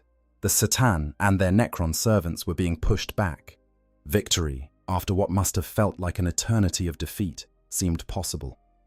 But the old ones had made a terrible mistake, and the consequences of that mistake were about to catch up with them in the worst possible way. Remember the Imperium, that calm, peaceful ocean of psychic energy that the old ones had first discovered millions of years ago. The serene dimension that they had used to build the webway and power their psychic abilities. It was not calm anymore. It had not been calm for a long time, and the old ones, consumed by their war against the Necrons and the Satan, had not been paying close enough attention to notice just how much it had changed. But the transformation of the Imperium is one of the most consequential events in the history of the Warhammer 40,000 universe, and it deserves to be examined in detail, because what happened to the warp during the War in Heaven is the root cause of virtually every supernatural horror that has plagued the galaxy in the 60 million years since. Before the war, the warp was a realm of pure potential. It was energy without form, power without purpose, a vast canvas on which any psychic being could paint. The old ones had used it to build the webway, to power their psychic abilities, to perform their great works of psychic engineering. It was their greatest resource, their most valuable tool, and they had mastered it so completely that they may have come to take it for granted. They may have assumed that the warp would always be what it had always been, a calm and cooperative medium that responded to psychic manipulation with the predictability of water responding to a pump. But the warp was not water. The warp was alive, or at least responsive to the thoughts and emotions of living things in ways that made it behave as if it were alive. And when the War in Heaven began pouring unprecedented amounts of psychic energy into the Imperium, when billions of sentient beings began dying in agony and pouring their terror and their rage and their despair into the warp like blood pouring from an open wound, the warp began to change. Not slowly, not gradually, but with a speed and violence that would have horrified the old ones if they had been paying attention. As imagine dropping a single drop of ink into a glass of clear water. At first, the water is barely affected. The ink spreads, diffuses, becomes invisible. But what if you did not stop at a single drop? What if you poured bottle after bottle of ink into that water, day after day, year after year, century after century? Eventually, the water would not be clear anymore. It would be dark, opaque, changed at a fundamental level. That is what happened to the warp. The emotions of the young races, amplified by the unimaginable horror of the War in Heaven, stained the Imperium so thoroughly that it could never be clean again. The entities that had existed within the Imperium since before the war were the first to change. These were simple things, and barely conscious accumulations of psychic energy that drifted through the warp the way jellyfish drift through ocean currents. They had no agenda, no purpose, no desire beyond the basic impulse to exist. But as the psychic pollution of the war saturated the warp, these entities began to feed. They absorbed the raw emotion that was flooding into their dimension, and as they fed, they grew. They became more complex, more aware, more hungry. The simple, passive creatures of the old warp became the predatory horrors of the new one.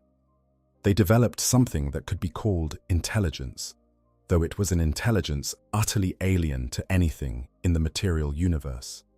They developed desires, appetites, ambitions, and they began to look for ways to satisfy those appetites by feeding on the psychic emissions of the material universe more directly. This was the genesis of what would eventually become the demons of chaos.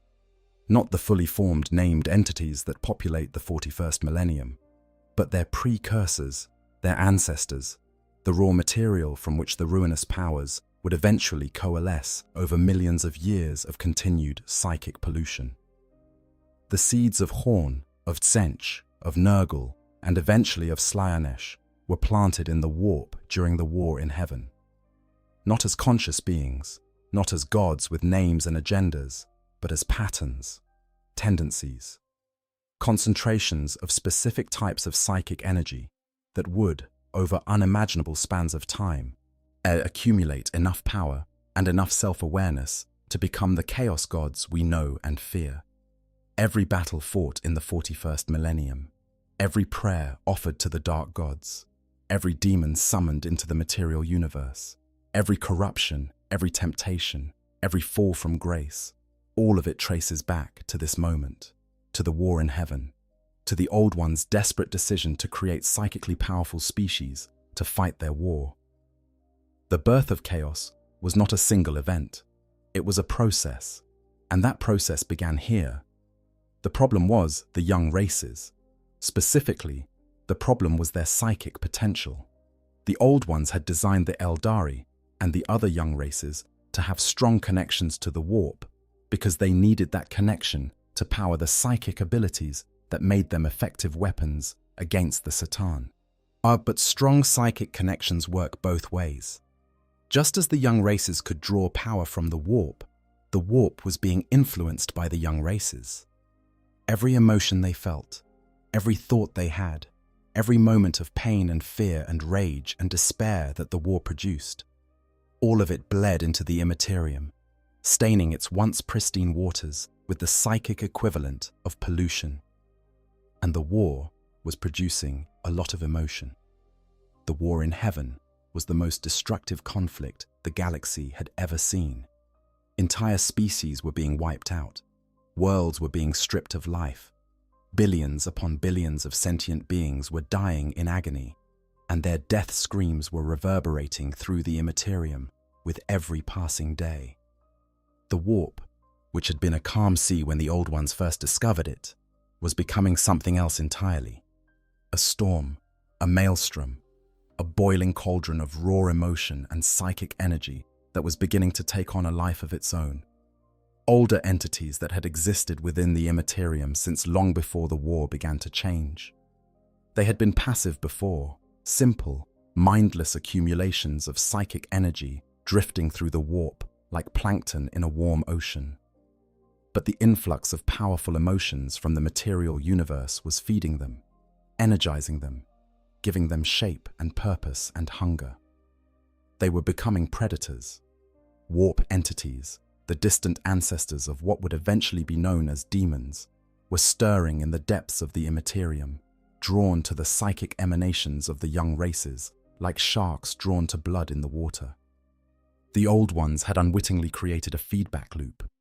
By creating psychically powerful species to fight their war, they had destabilized the very dimension that gave those species their power. The more the young races fought, the more emotion they poured into the warp. The more emotion they poured into the warp, the more unstable it became.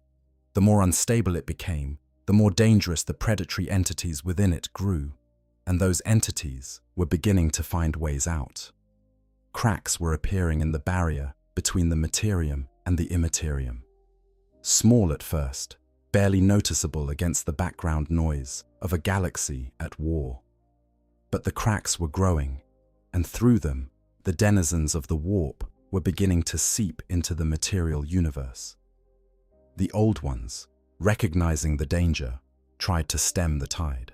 They created more species, including the green-skinned Krork and the technology-mimicking Jokero, to defend their remaining strongholds.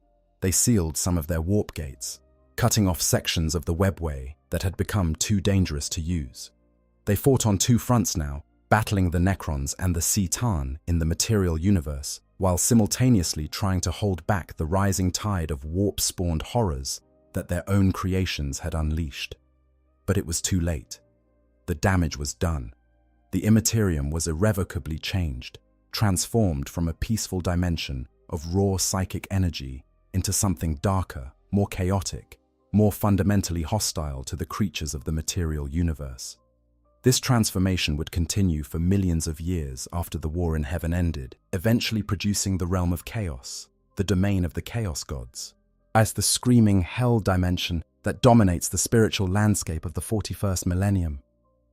All of it, every daemon, every chaos incursion, Every whisper of dark temptation that has ever lured a mortal soul to ruin can be traced back to this moment. To the Old One's desperate decision to create psychically powerful species to fight their war. To the unintended consequences of that decision, echoing through the warp, like ripples from a stone dropped into still water. The Citan, for their part, saw the transformation of the warp as both a threat and an opportunity. The predatory entities emerging from the Imperium were dangerous to the Citan's plans, but they were also dangerous to the Old Ones and their young races. In fact, they were disproportionately dangerous to the Old Ones' allies. Because the predatory warp entities were drawn to psychic beings, and the young races were the most psychically active beings in the galaxy.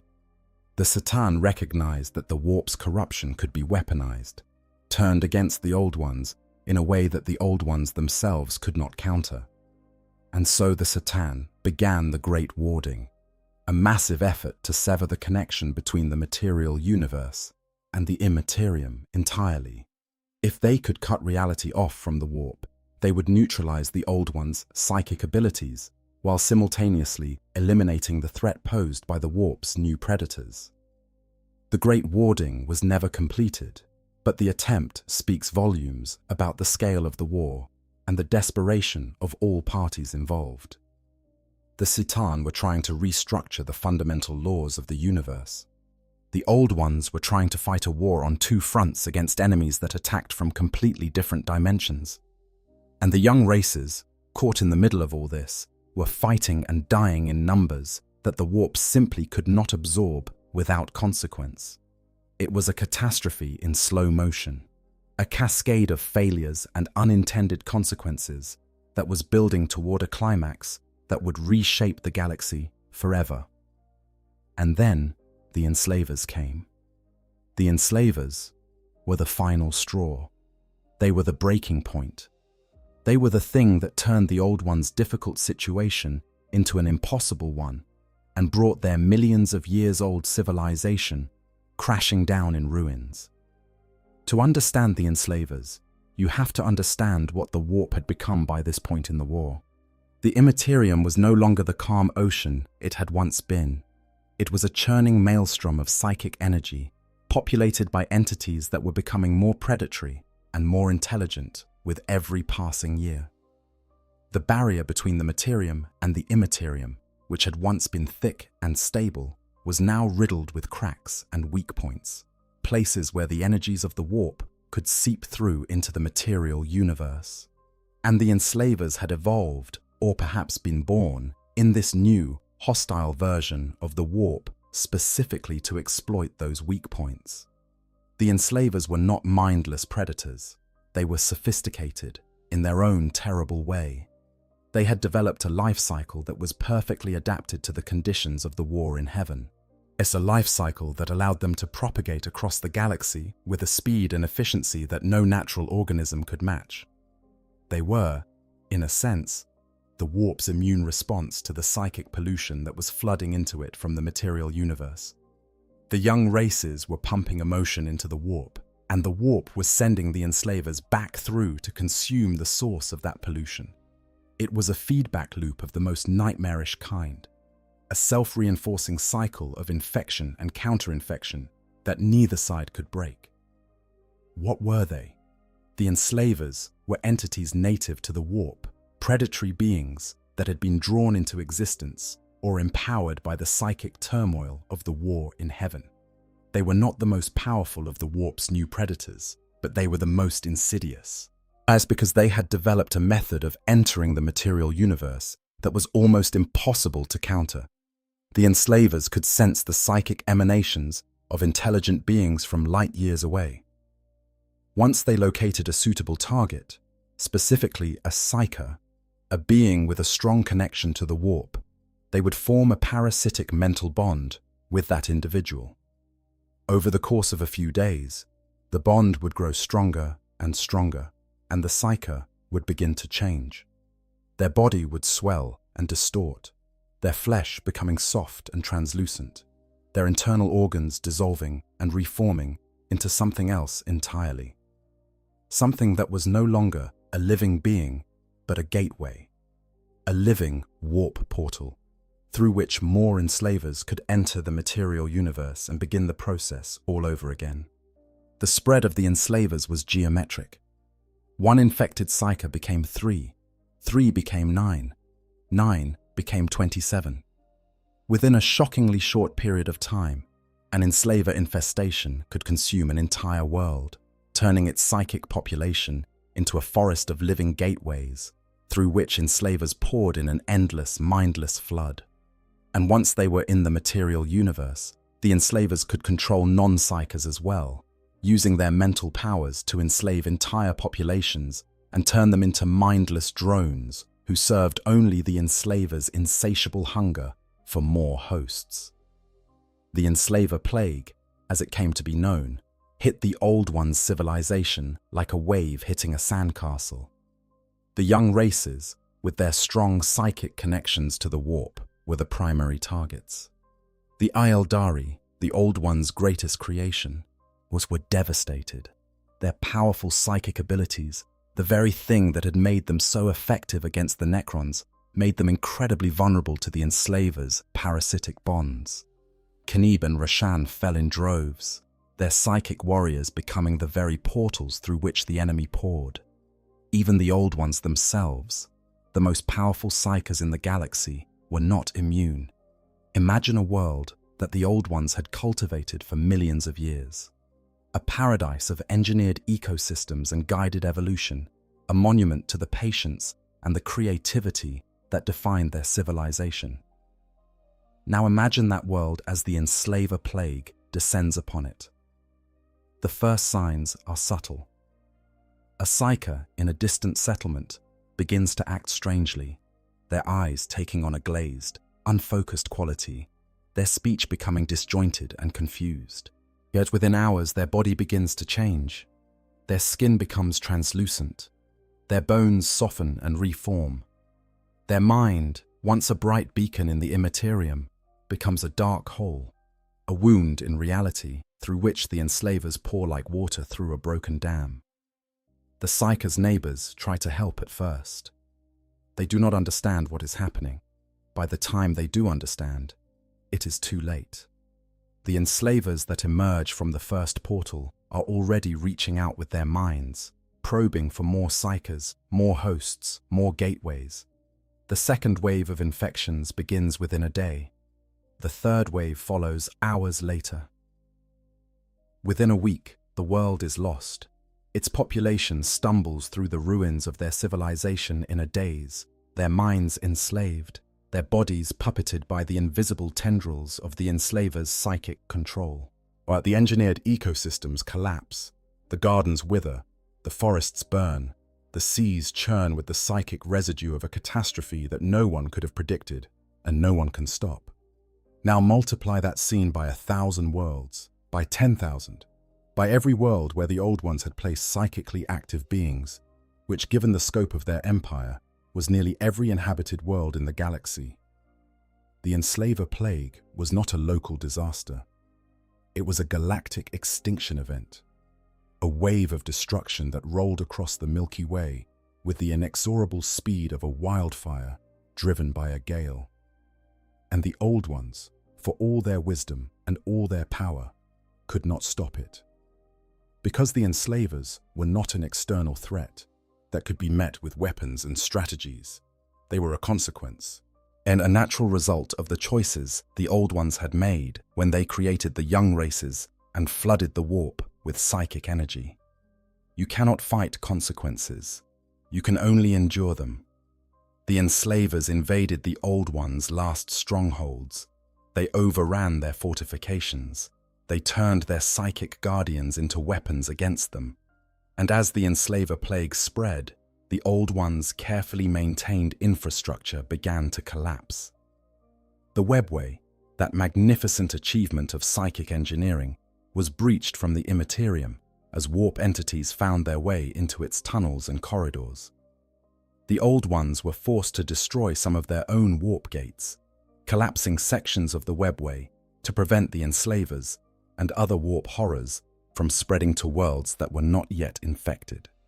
It was like cutting off a limb to stop the spread of gangrene, desperate, agonizing, and ultimately futile. Picture the final days, the old ones, those patient, ancient, powerful beings who had presided over the galaxy for longer than most mountains have stood, gathered in their remaining strongholds. Their worlds were burning. Their creations were dying or turning against them. The warp, which had once been their greatest tool, had become a weapon pointed at their hearts. The webway, which had once connected their empire into a unified whole, was being severed segment by segment, each lost section taking with it the ability to reach another cluster of worlds, another group of survivors, another fragment of the civilization they had spent so long building.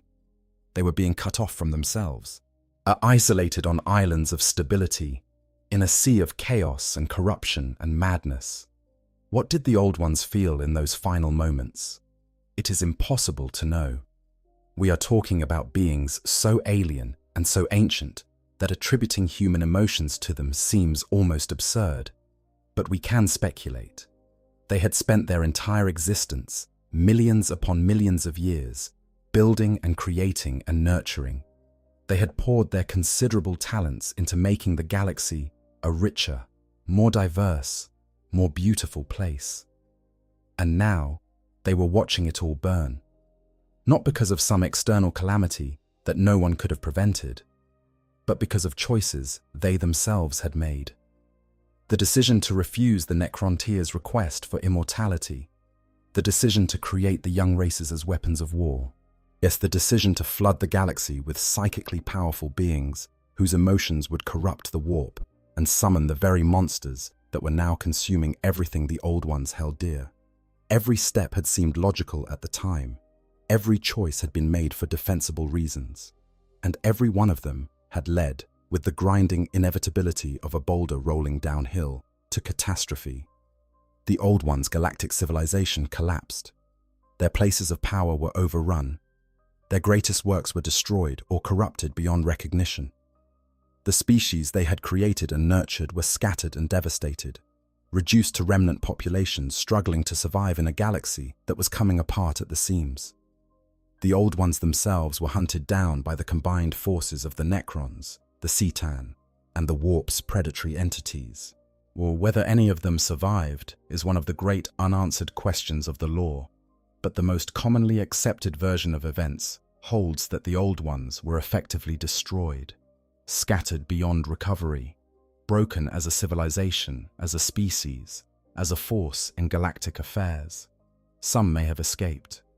The lore hints at this possibility without ever confirming it.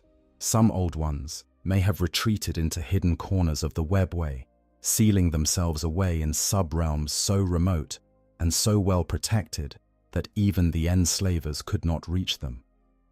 They may have fled into dimensions beyond the material universe entirely, using their unparalleled psychic abilities to punch through the walls of reality and escape into spaces that the Cetan and the warp entities could not follow. They may have devolved, at their civilization collapsing so completely that they lost their technology and their knowledge and their identity over the course of millions of years, reduced to primitive shadows of what they had once been. The Slan, those mysterious amphibious beings who appear occasionally in the deeper lore, are sometimes speculated to be descendants of the Old Ones, preserving fragments of their creator's knowledge in a degraded and incomplete form. But these are guesses and speculation. The truth, like so much about the Old Ones, is buried beneath 60 million years of silence. And the irony of their fate is almost too perfect to bear. The Old Ones, who had spent millions of years creating life and nurturing intelligence, were ultimately destroyed by the consequences of their own creations. Yet the young races they had engineered to save them had poisoned the warp with their emotions, creating the very monsters that would overrun the Old Ones' strongholds. The psychic abilities they had given those races had become the vulnerability through which the enslavers struck. Even the webway, their greatest achievement, had become a liability, its tunnels serving as highways for the very threats it had been designed to avoid. Everything the Old Ones had built, everything they had created, everything they had achieved across millions of years of careful, patient work, had turned against them in the end. As the Old Ones fell, the galaxy descended into chaos. But even in the midst of that chaos, the war was not yet over. The C'tan, gorged on the life force of the Necrontyre and countless other species they had consumed during the war, had achieved their victory over the Old Ones. But the Silent King, Zarek, the last ruler of the Necrons, had been watching, waiting, planning. The Silent King had never forgotten what the C'tan had done to his people during the biotransference. He had never forgiven the theft of the Necrontyre's souls, and he had sworn, in whatever passed for an oath among beings made of living metal and empty of feeling, that one day the C'tan would pay. With the Old Ones defeated, the Silent King struck. The Necrons turned on their C'tan masters with a fury that was all the more devastating for being completely without emotion. They used weapons of incredible power, god-killing technologies that focused the energies of the living universe into beams too mighty for even the star gods to endure. The C'tan were shattered, not destroyed, for beings of such immense energy could not truly be killed, but broken into fragments, shards of their former selves, each shard containing a fraction of the original's power. These shards were imprisoned in devices called tesseract labyrinths, arcane prisons from which not even a fragment of a star god could escape. But the victory was hollow. The Necrons were spent. The war against the Old Ones and the revolt against the C'tan had depleted their resources and their numbers. The Enslaver Plague was still raging across the galaxy, consuming sentient life wherever it found it. And the Aeldari, the last great creation of the Old Ones, were growing in power. The Silent King knew that the Necrons, weakened as they were, could not hope to fight the Aeldari and the Enslavers and the other remnants of the war simultaneously. So he made the most pragmatic decision of his existence. He ordered the Necrons to retreat, to withdraw to their tomb worlds and enter the Great Sleep, a hibernation that would last for 60 million years, long enough for the Enslaver Plague to burn itself out, long enough for the galaxy to recover, long enough for the Necrons to awaken to a universe that had forgotten them and was ripe for reconquest. The Great Sleep is one of the most extraordinary events in the lore, and it deserves more attention than it usually gets. Imagine an entire species, tens of billions of metallic beings, simultaneously shutting themselves down and burying themselves beneath the surfaces of worlds across the galaxy. The tomb worlds were constructed with the same meticulous precision that characterized everything the Necrons did. Vast underground complexes are filled with stasis chambers and power generators and automated defense systems, designed to keep the sleeping Necrons safe for millions of years, while the galaxy above them changed beyond recognition. The Silent King himself did not sleep. After issuing the command for the Great Sleep, Zarek destroyed the command protocols that had allowed the Triarch to control the Necron legions, ensuring that no one, not even himself, could ever again compel an entire species to act against its will, as the C'tan had done.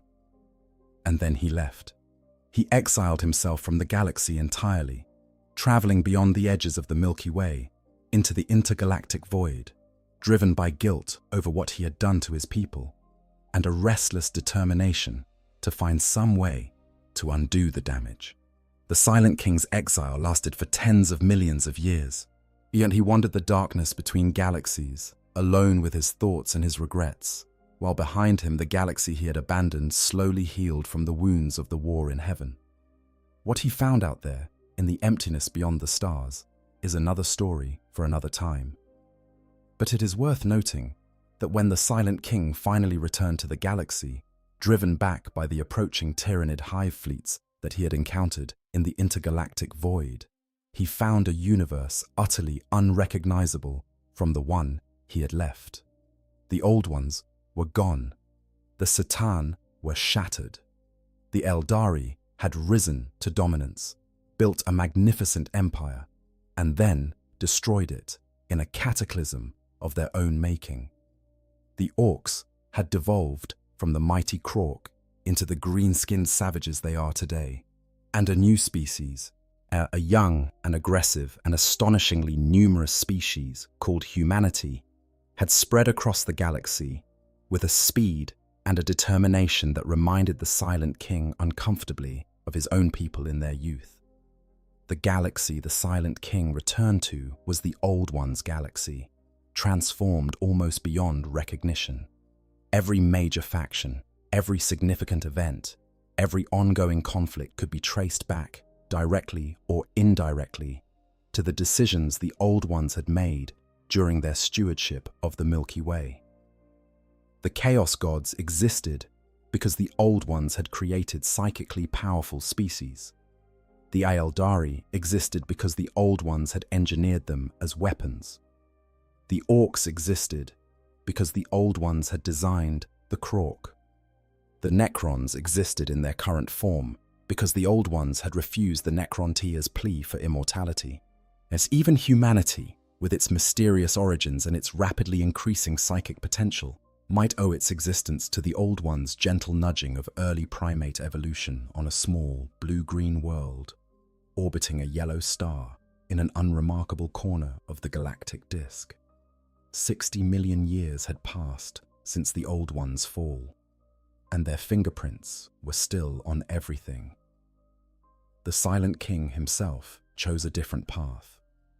Consumed by guilt over what he had done to his people, over the biotransference that had stripped them of their souls, he destroyed the command protocols that gave him absolute control over the Necron legions and left the galaxy entirely. He wandered the intergalactic void for millions of years, alone with his guilt and his memories, and before eventually returning to discover that the galaxy had changed beyond recognition in his absence. And what of the Aeldari, the Old One's most cherished creation, their psychic warriors, their children of starlight and sorrow? The Aeldari survived. They survived the war in heaven. They survived the Enslaver plague, though we do not know exactly how. Some theorize that the Aeldari retreated into the webway, using its protected corridors as a refuge from the Enslaver's predations. The webway, despite the damage it had sustained during the war, still offered protection from both the warp's predatory entities and the Enslaver's parasitic bonds. Its corridors were shielded from the Imperium by the Old One's original psychic wards, and while some of those wards had been breached, enough remained intact to provide safe havens for those who knew how to find them.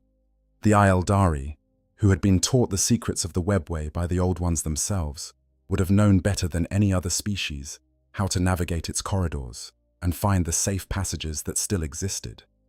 Others suggest that the Aeldari's more disciplined psychic training, learned from the Old Ones themselves, gave them a degree of resistance to the enslavers that the other young races lacked. The enslavers targeted unprotected psychers, beings whose minds were open to the warp, without any defensive barriers. But the Aeldari had been trained by the greatest psychic masters the galaxy had ever known. They knew how to shield their minds. They knew how to close the doors that the enslavers tried to open. They were not immune to the enslavers' attacks, but they were better equipped to resist them than any of the other young races. There is also the question of numbers. The Aeldari were a prolific species, one of the largest populations in the galaxy, even during the war in heaven. A plague that might have driven a smaller species to extinction could be weathered by the Aeldari through sheer demographic resilience. They lost millions, perhaps billions, to the enslaver plague. But millions, perhaps billions, survived. And those survivors, hardened by the most terrible war the galaxy had ever seen, forged by the fires of a conflict that had destroyed their creators and reshaped the very fabric of reality, emerged from the chaos of the war in heaven as the most powerful psychic species in existence. Whatever the explanation, the Aeldari emerged from the chaos of the war in heaven's aftermath as the galaxy's dominant species. They inherited the webway, expanding and refining the network that the Old Ones had created. They built an empire that spanned the galaxy, an empire of 10 million suns, and for millions of years they were the undisputed masters of a universe that still bore the scars of the Old Ones' fall.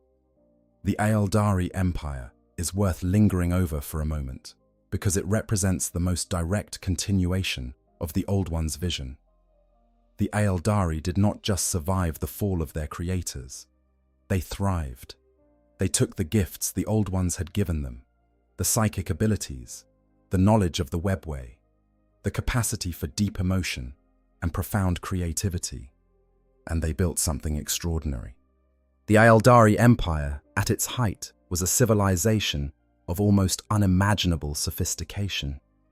Their art was transcendent. Their science had pushed the boundaries of what was possible with psychic technology. Their culture was rich and varied, encompassing everything from the meditative asceticism of the Exodites to the hedonistic excess that would eventually doom the empire. They had conquered death itself, or so they believed, through the use of spirit stones and infinity circuits that could preserve an Aeldari's consciousness after the death of their physical body. For millions of years, the Aeldari walked the galaxy as the Old One's heirs. They maintained the webway. They explored the universe. They created works of art and architecture that made the greatest achievements of other species look like crude scribblings in the dirt. And they did it all using the tools and the abilities that the Old Ones had given them. The wraithbone they shaped with their psychic powers, the spirit stones they grew from psychically resonant crystals, the infinity circuits that served as repositories for the souls of the dead. All of these technologies were descendant from the Old Ones' psychic engineering, adapted and refined over millions of years, but still recognizably rooted in the principles that the Old Ones had established.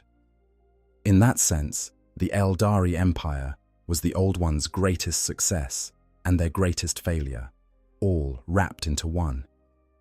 It was the success because it proved that the Old Ones' vision of a galaxy filled with intelligent, creative, psychically gifted species could be realized. The Aeldari were everything the Old Ones could have hoped for. A species that used its gifts to create rather than destroy, to build rather than tear down, to reach for the highest expressions of consciousness rather than sinking into the lowest.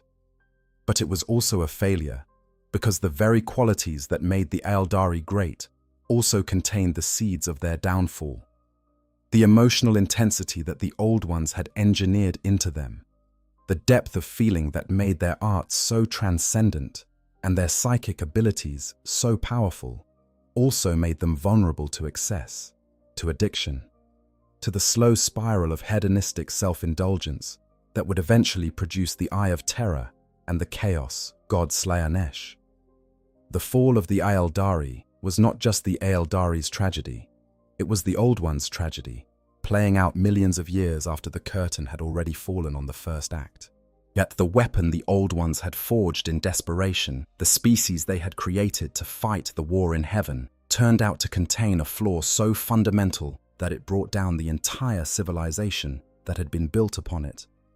The emotional intensity that had made the Aeldari effective warriors against the Necrons also made them susceptible to the darkest impulses of their own nature.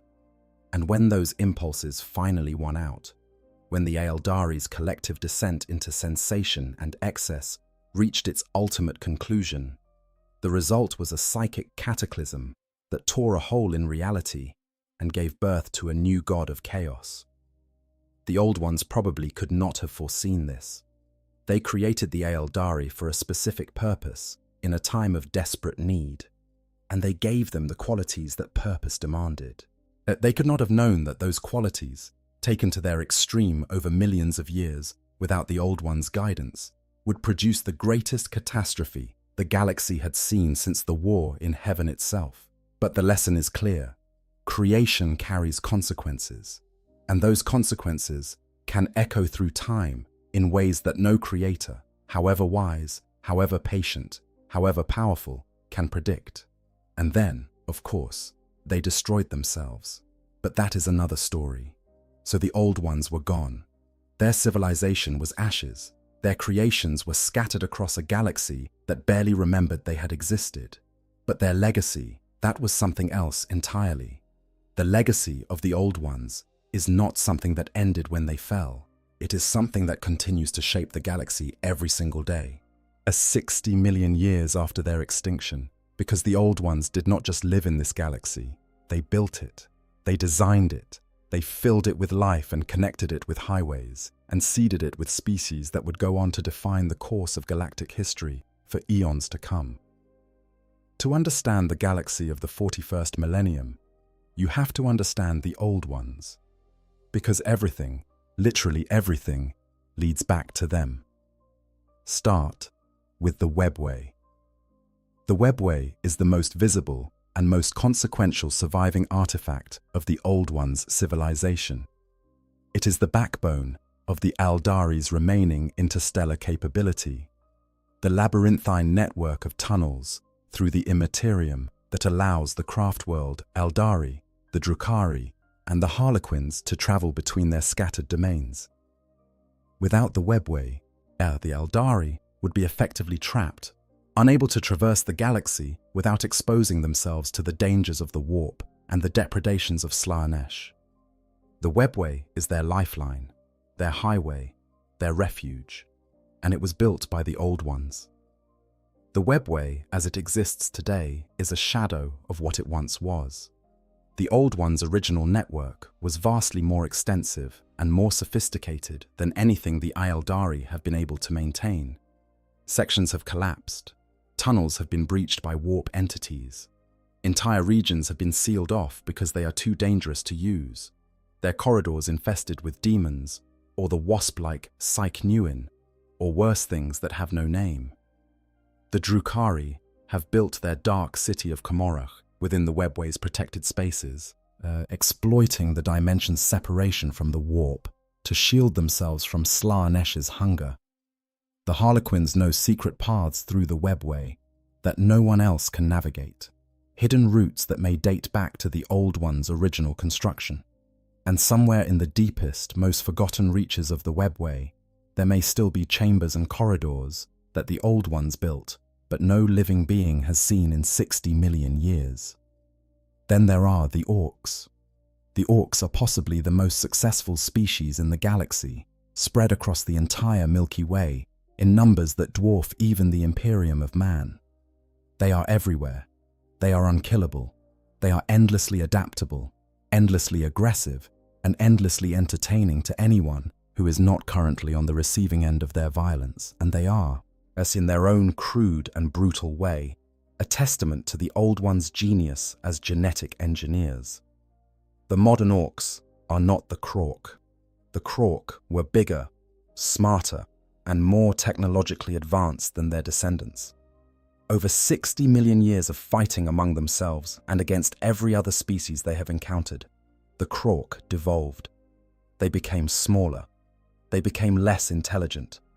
Their technology degraded from genuinely sophisticated war machines to the jury-rigged contraptions that orcs are famous for today.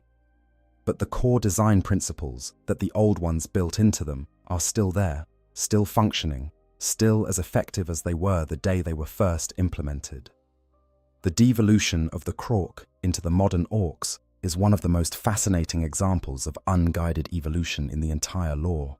When the Old Ones fell and the war in heaven ended, the Krork were left without guidance, without a purpose, without an enemy that required their full capabilities. The Krork had been designed to fight the Necrons and the C'tan, enemies that demanded the absolute best that the Old Ones could produce. 12-meter-tall warriors wielding advanced weaponry, coordinating complex strategies through a psychic gestalt that allowed them to function as a single, terrifyingly efficient war machine. But the Necrons went into the Great Sleep. The C'tan were shattered. The enemies that had justified the Krork's existence were gone, and the Krork were left with nothing to fight but each other. And fight each other they did, without the Old Ones to direct them, without an external threat to unite against. The Krork turned inward. Clan fought clan. Tribe fought tribe. The strongest survived, which sounds like a formula for continued excellence, but in practice, it worked the other way. The Krork's advanced technology required a level of intelligence and coordination that was increasingly unnecessary against opponents who were, after all, just other Krork. A 12-meter Krork wielding a precision energy weapon was no more effective against another Krork than a 6-meter orc wielding a crude slugger, because the enemy was not a technologically sophisticated Necron phalanx.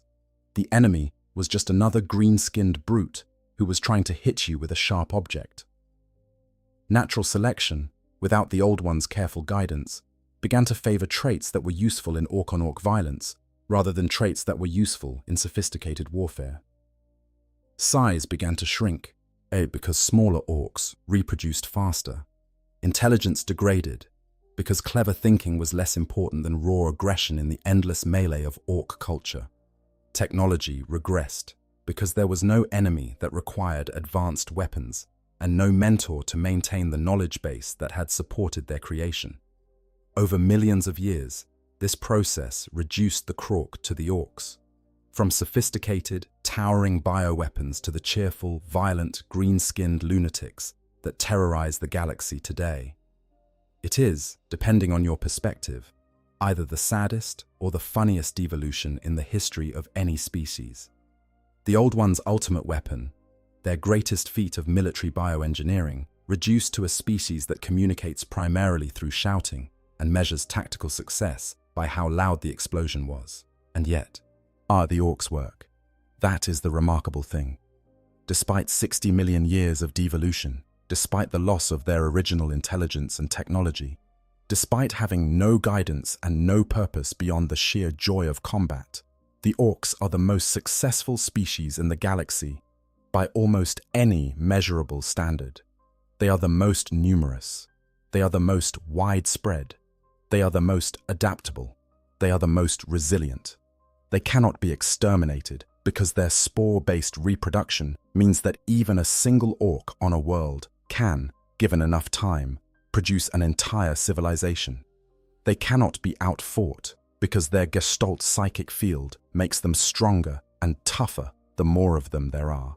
They cannot be starved because they can eat almost anything.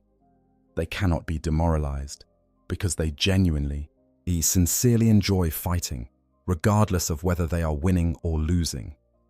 The orcs are, in the most objective sense possible, the perfect soldiers. Not because they are the strongest or the smartest or the most technologically advanced, but because they are the most enduring. They are the species that simply will not stop, no matter what you throw at them, no matter how badly you beat them, no matter how many times you think you have wiped them out for good. Give them 100 years, and they will be back. Give them 1,000, and they will be more numerous than ever. Give them 60 million, and they will be everywhere. The Primarch Robut Guilliman, upon being shown a pristine Krork in stasis during the War of the Beast, reportedly expressed shock at the sheer size and sophistication of the ancient creature. If these were what the Old Ones created, he is said to have remarked, then we have been fighting the children all along. The comparison to children is more apt than Guilliman may have realized.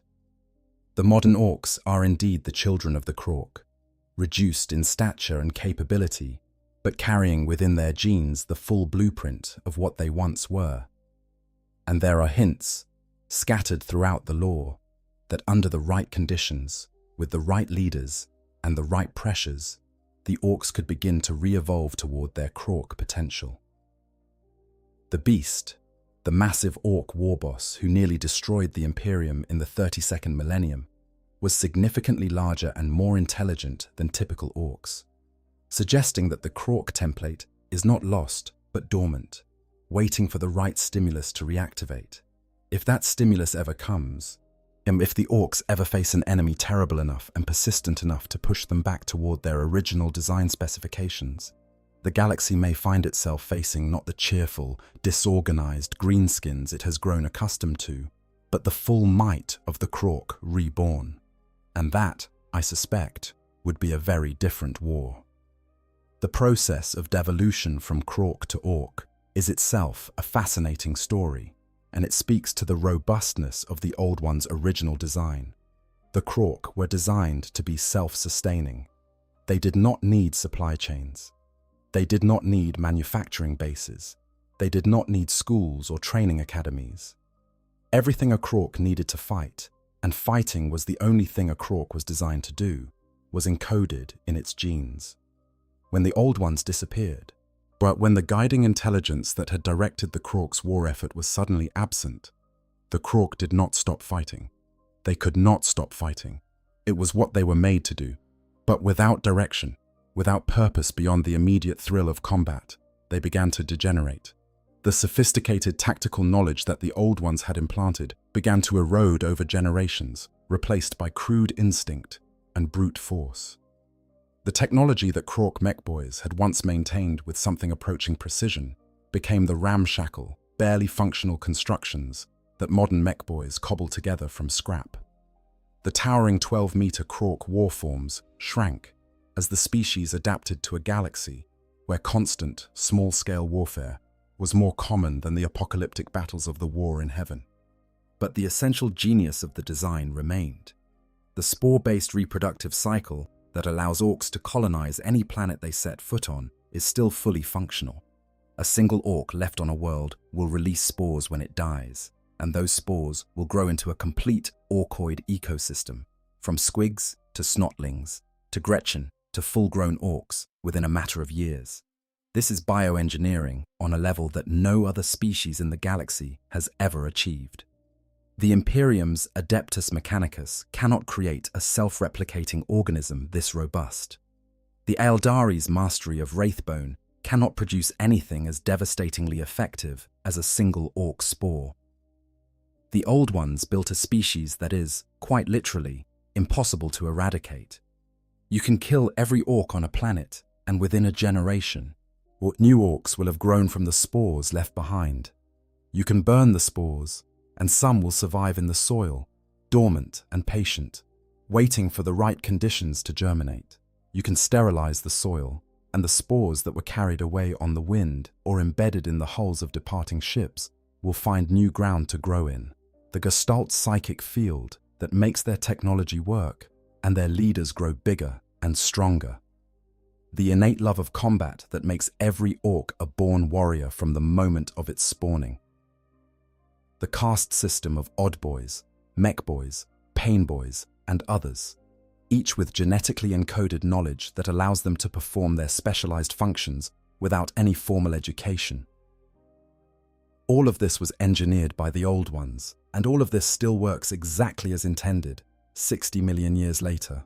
As the Slann, those amphibian aliens who inhabit a handful of worlds in the galactic north, may be the Old Ones' most direct descendants. The relationship between the Slann and the Old Ones is complex and not entirely clear. In the earliest editions of the lore, they were essentially the same species. Later editions introduced a clearer distinction, with the Old Ones as the masters and the Slann as their foremost servants. But even in the current lore, there are hints that the Slann carry something of the Old Ones within them.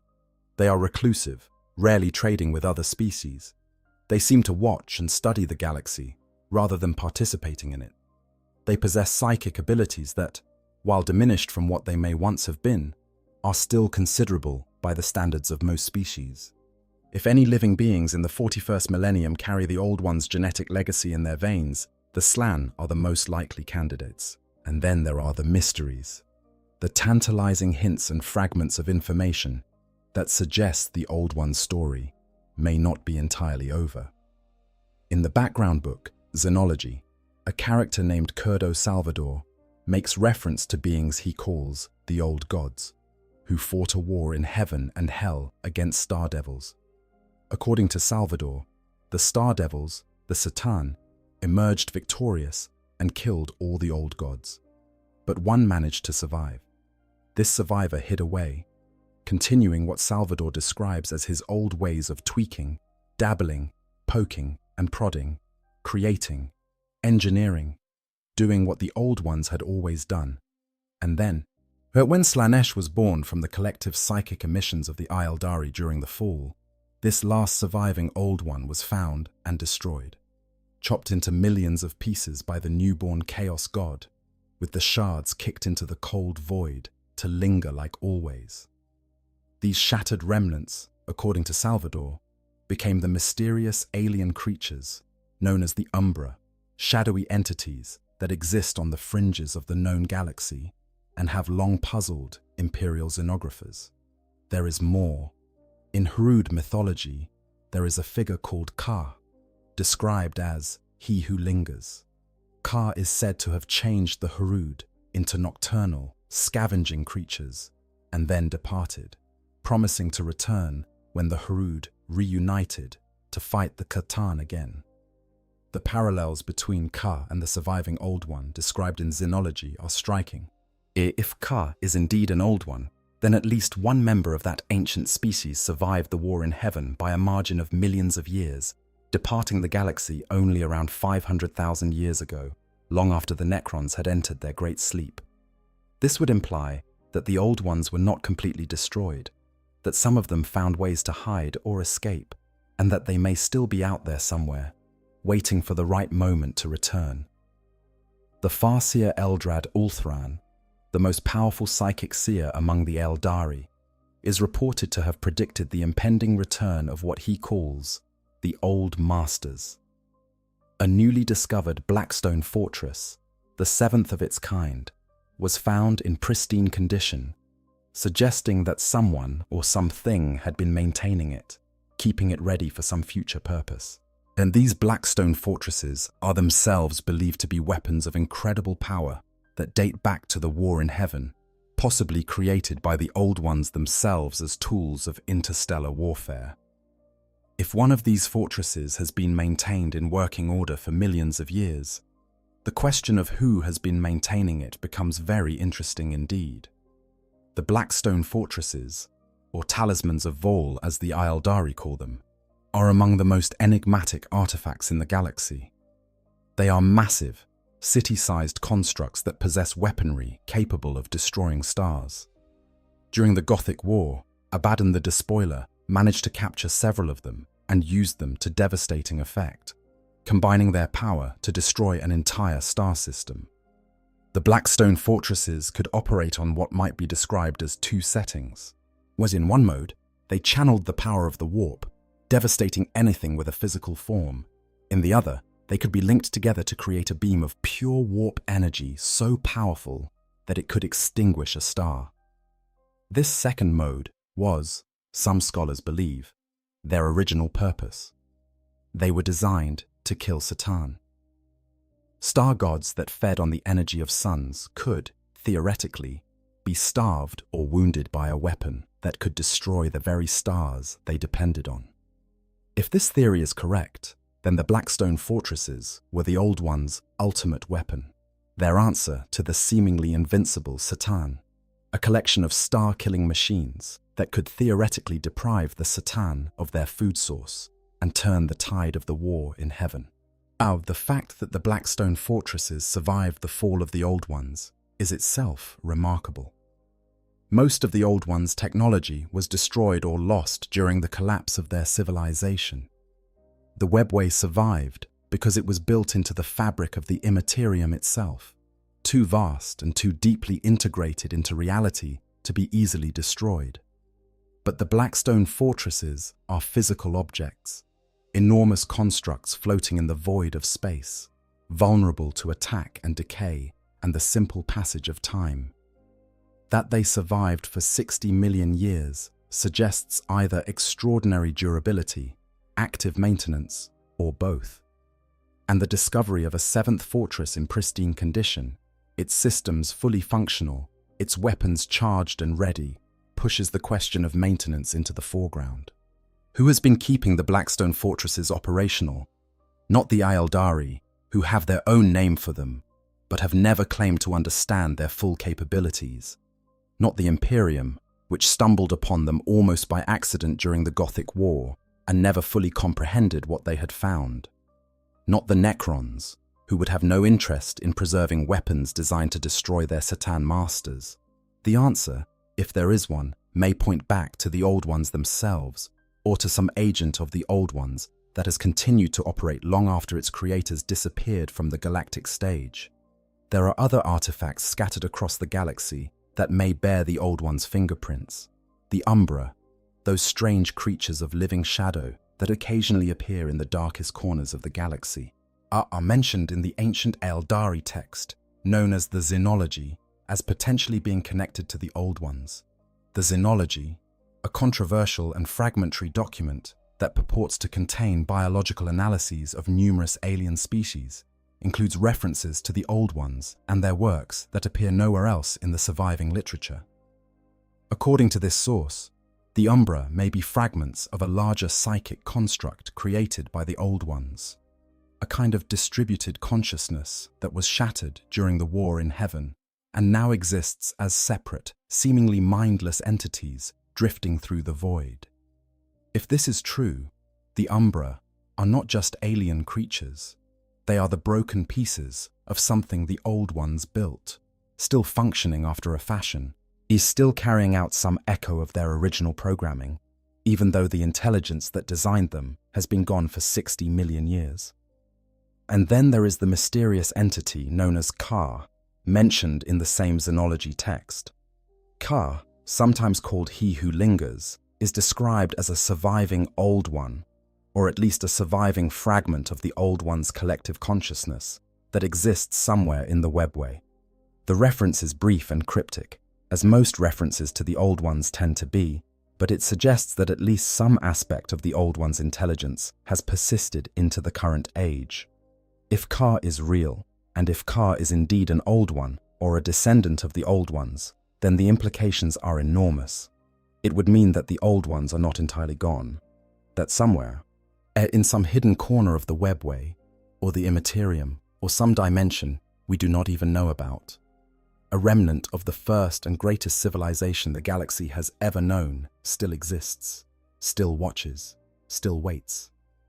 The Jokairo, those simian creatures that the Old Ones created as technological savants, are another living connection to the Old Ones' legacy. The Jokairo resemble orangutans to an almost uncanny degree, and they possess an intuitive understanding of technology that borders on the supernatural. They can disassemble and reassemble any piece of technology they encounter, often improving it in the process, using an innate understanding of mechanical and electronic principles that appears to be hardwired into their genetic code. The Jokairo do not appear to understand what they are doing on a conscious level, but they have no written language, no apparent culture, no social structures beyond basic family groups. But give a Jokairo a broken piece of technology, and it will fix it. Give it raw materials, and it will build something useful. Give it a weapon, and it will make it more powerful, all without any apparent thought or planning, guided entirely by instincts that the Old Ones wrote into their DNA millions of years ago. The Jokairo are, in a sense, the most successful of the Old Ones' surviving creations. Not because they are the most powerful, that honor belongs to the Ildari, or possibly the Orcs, but because they are the most perfectly functional. They do exactly what they were designed to do. They maintain and improve technology. They work with their hands. They create. And they do it without ambition, without politics, without the internal conflicts that have plagued every other species in the galaxy. The Jokairo are pure in their purpose, uncorrupted by the complications that sentience and free will bring. They are, perhaps, the closest thing to the Old One's original vision that still exists in the galaxy, a species that creates for the sake of creating, without agenda or ideology or the kind of burning hunger that drives other species to war. There are those who believe that the Old Ones may have taken more direct action to ensure their legacy survived.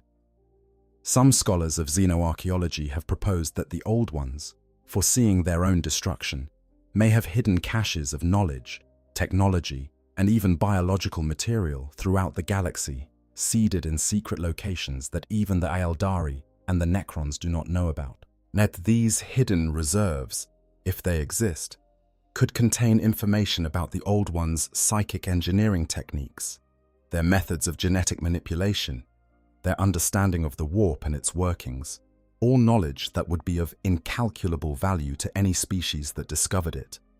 Others have speculated about a more dramatic form of survival. What if the Old Ones did not merely hide artifacts? What if they hid themselves? The Old Ones were masters of the warp. They could manipulate dimensions that no other species could even perceive. Is it possible that some of them escaped the war in heaven by retreating into a dimension that even the Citan could not reach? a pocket universe perhaps, or carved out of the raw fabric of the Imperium and shielded from the outside world by psychic barriers of such complexity that even the chaos gods could not detect them. It is a tantalizing possibility, and one that the lore has deliberately left open. Even in Orc mythology, there are echoes of the old ones. The Orcs' legends speak of the Brain Boys, the brilliant creators who made the green-skinned race and encoded knowledge of technology into their very genes. In Grot folktales, there are stories of the last of the Brain Boys hiding among the Krork during the final years of the war in heaven, concealing themselves among their own creations until the war ended and they could emerge from hiding. These are legends, of course, are filtered through millions of years of oral tradition among a species that is not known for the accuracy of its record-keeping. But legends often contain a grain of truth, and the idea that some old ones might have survived by hiding among the very species they had created is not as far-fetched as it might initially seem. And then there is the Emperor, the master of mankind, the most powerful human psyker in history, who united terror and launched the Great Crusade to reclaim the galaxy for humanity. The Emperor's origins are shrouded in mystery, but there are theories that suggest a connection to the Old Ones. The Emperor's incredible psychic power, his knowledge of the warp, his ability to manipulate genetic material and create new forms of life such as the Primarchs and the Space Marines, or all of these abilities bear a certain resemblance to the Old Ones' documented capabilities. Some have speculated that the Emperor may have been touched by the Old Ones' legacy in some way, perhaps influenced by their technology or their genetic modifications of early humanity. Others have gone further, suggesting that the Emperor may have had direct contact with surviving Old Ones or with the remnants of their civilization. These are theories, not established fact, and they should be treated accordingly. But they are fascinating theories, and they speak to the depth and persistence of the Old Ones' influence on the galaxy. So what does it all mean? What can we take away from the story of the Old Ones, a species so ancient that they might as well be a dream, so powerful that they might as well have been gods, and so thoroughly destroyed that their very existence is a matter of fragmentary myth and scholarly conjecture? I think there are a few things. First, the Old Ones remind us that the galaxy has a history that is far longer and far stranger than most of its current inhabitants realize. The Imperium of man, for all its 10,000 years of history, is a blink of an eye in the life of the galaxy. The Eldari, with their millions of years of civilization, are closer to the galaxy's deep past, but still separated from the Old Ones by an almost incomprehensible gulf of time. The galaxy that we see in the 41st millennium is not the galaxy as it was. It is the galaxy as it became, shaped and scarred by events that happened so long ago that they have become myth and legend and, in most cases, nothing at all. Second, what the Old Ones are a cautionary tale. They were the most powerful beings the galaxy had ever seen. They had mastered the warp, conquered the stars, and created life itself. And they fell. They fell not because they were attacked by a superior force, though the Satan and the Necrons were formidable enemies. They fell because their own creations, born of desperation and haste, destabilized the very dimension they depended on for their power. They fell because the young races they had engineered to save them inadvertently poisoned the Imperium with their emotions, creating the warp predators that would ultimately overrun the Old Ones' strongholds.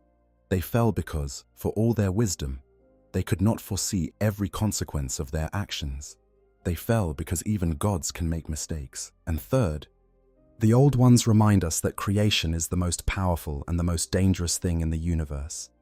The Old Ones created the webway, and it outlasted them by 60 million years. They created the Eldari, and the Eldari went on to build an empire and birth a god. They created the Krork, and the Krork's descendants are now the most numerous species in the galaxy. They created, or at least influenced, the early ancestors of humanity, and humanity went on to build the largest empire the galaxy has ever known. Everything the Old Ones touched, everything they created, everything they changed, is still here, still functioning, still shaping the course of galactic history. Their civilization is gone, but their legacy is eternal. There is something deeply moving about that if you let yourself sit with it for a moment. The old ones are gone. They have been gone for 60 million years. Their names are forgotten. Their faces, assuming they had faces, are lost to the depths of time. The worlds they walked upon have been reshaped by geological forces and the scars of war until no trace of their footprints remains. The colonies they founded have been destroyed and rebuilt and destroyed again 1,000 times over. The species they created have evolved and devolved and changed in ways that the old ones could never have predicted. And yet, in a very real sense, the old ones are still here. They are here in the webway, that magnificent network of interdimensional tunnels that the Eldari still use to traverse the galaxy. They are here in the orcs, those green-skinned, irrepressible engines of violence whose genetic code still carries the instructions the old ones wrote into it millions of years ago. They are here in the Eldari themselves, whose psychic abilities and emotional intensity are the direct result of the old ones' genetic engineering. They are here in the warp, whose transformation from a peaceful dimension of pure energy into the screaming hell realm of the 41st Millennium was set in motion by the old ones' creations during the war in heaven. They are here in the very structure of the galaxy, in the patterns of habitable worlds and the distribution of intelligent species, and the fundamental shape of the ecosystem that supports all life in the Milky Way.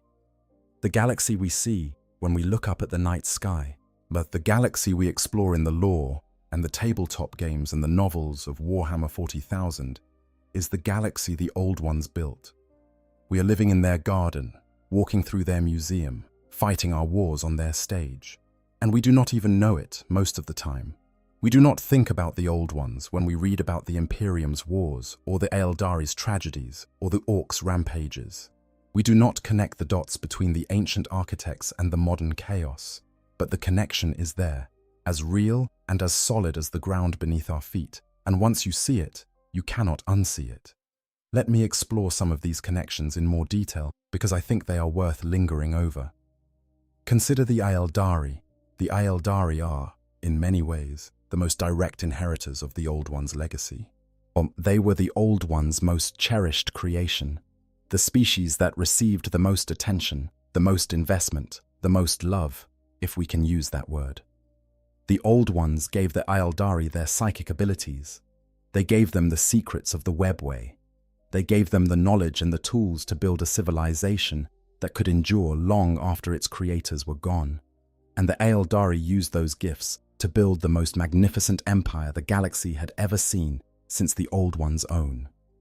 The Eldari Empire of 10 million suns, as it was sometimes called, spanned the galaxy for millions of years.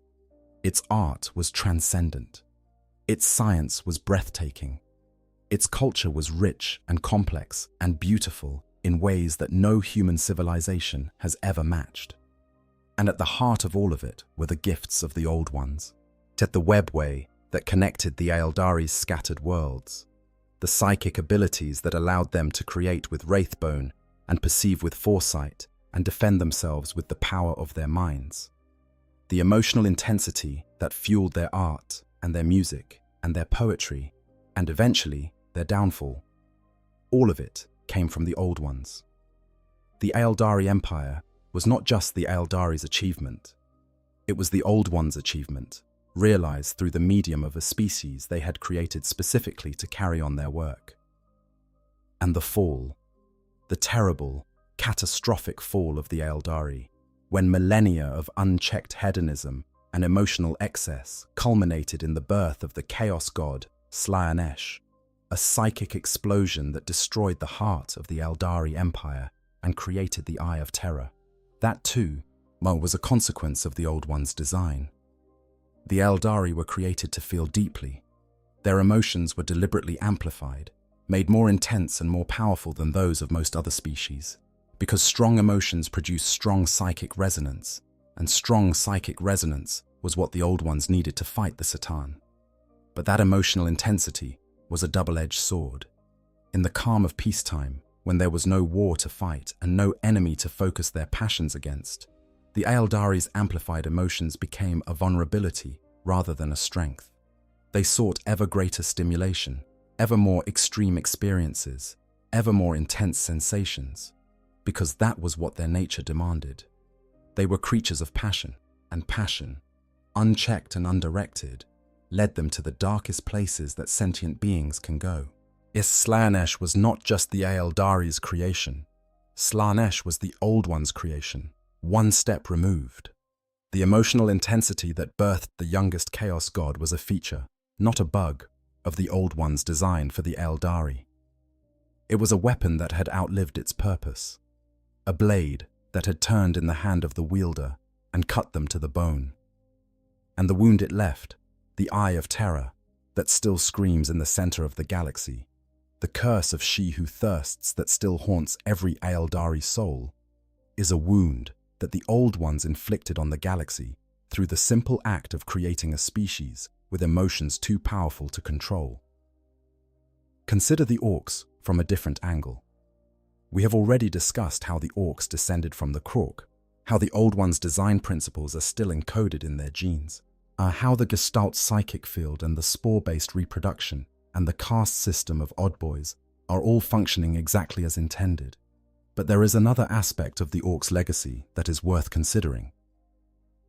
The Orcs' gods. Gork and Mork, the twin gods of the Orc pantheon, one the god of cunning brutality and the other the god of brutal cunning, are entities that exist in the warp. They are sustained by the collective psychic energy of every Orc in the galaxy, a Gestalt consciousness of war and violence and joyful destruction that is so powerful that it has taken on a life of its own. The Orcs believe in Gork and Mork. They fight in their names. They invoke them before battle. And in the warp, Gork and Mork are real. They are entities of enormous power, fueled by the psychic emanations of the most numerous warrior species in the galaxy. And their existence raises an interesting question. Did the Old Ones intend this? When they designed the Krork with a Gestalt psychic field, did they anticipate that this field would eventually generate its own god entities? Did they build a species that was not just a weapon, but a self-sustaining source of psychic power that could manifest divine beings in the warp? Or was this an unintended consequence? Another example of the Old Ones' creations doing things their creators never predicted? We do not know the answer, but it is a testament to the depth and complexity of the Old Ones' genetic engineering that a species they designed 60 million years ago is still generating novel psychic phenomena today. The Orcs are not just surviving, but they are evolving. They are producing new behaviors, new abilities, new expressions of the potential that was encoded in their genes by beings who have been dead for longer than most species have existed. The Old One's design is still running, still producing results, still shaping the galaxy in ways that its creators could never have foreseen. And then there is humanity. The relationship between the Old Ones and humanity is perhaps the most tenuous and the most tantalizing of all the connections we have been exploring. The sources are ambiguous. Some suggest that the Old Ones directly intervened in the evolution of early primates on Terra, setting them on the path that would eventually lead to the development of Homo sapiens. Others are more cautious, describing humanity as a lesser creation of the Old Ones, a species that was part of their ecosystem but had no greater role defined for it. The truth is probably unknowable at this point. The events in question occurred so long ago that even the most advanced archaeological techniques cannot distinguish between natural evolution and deliberate genetic manipulation. But consider the circumstantial evidence. Humanity is, by any objective measure, an extraordinary species. Humans are psychically active, producing psychers at a rate that is increasing with every passing generation. Humans are genetically versatile, capable of adapting to a staggering range of environments and conditions. Humans are culturally productive, generating art and science and technology and philosophy at a rate that would make most other species' heads spin. And humans have the Emperor, a being of such immense psychic power that he might be the most powerful psyker the galaxy has produced since the Old Ones themselves. Is it possible that some of these qualities are the result of the Old Ones' intervention? That the Old Ones, when they visited Terra millions of years ago, made adjustments to the primate genome that would, over the course of deep evolutionary time, produce a species with exactly these characteristics? The parallel to the Aeldari is hard to ignore. The Aeldari were created to be psychic warriors. Humanity, it could be argued, was created to be something similar, but on a longer timeline and with less direct oversight. Where the Aeldari were a rushed, wartime creation, designed to be powerful immediately, humanity may have been a long-term project, and a species that was given a gentle push and then left to develop on its own over millions of years. This interpretation, if true, adds another layer of tragedy to the Old Ones' story.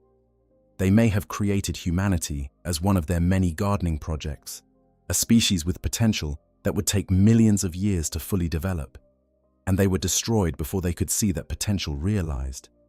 By the time humanity achieved spaceflight, by the time the Emperor walked the Earth, by the time the Imperium of man spread across the galaxy, the Old Ones had been gone for 60 million years. They never saw what their creation became.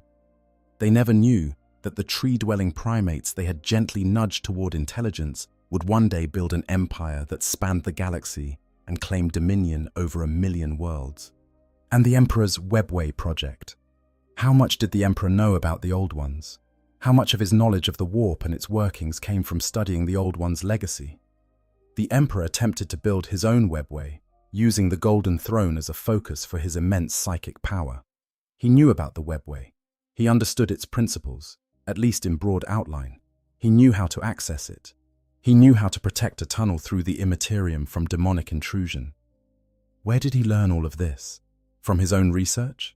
From the dark age of technology? Or from some more direct connection to the Old Ones and their surviving works?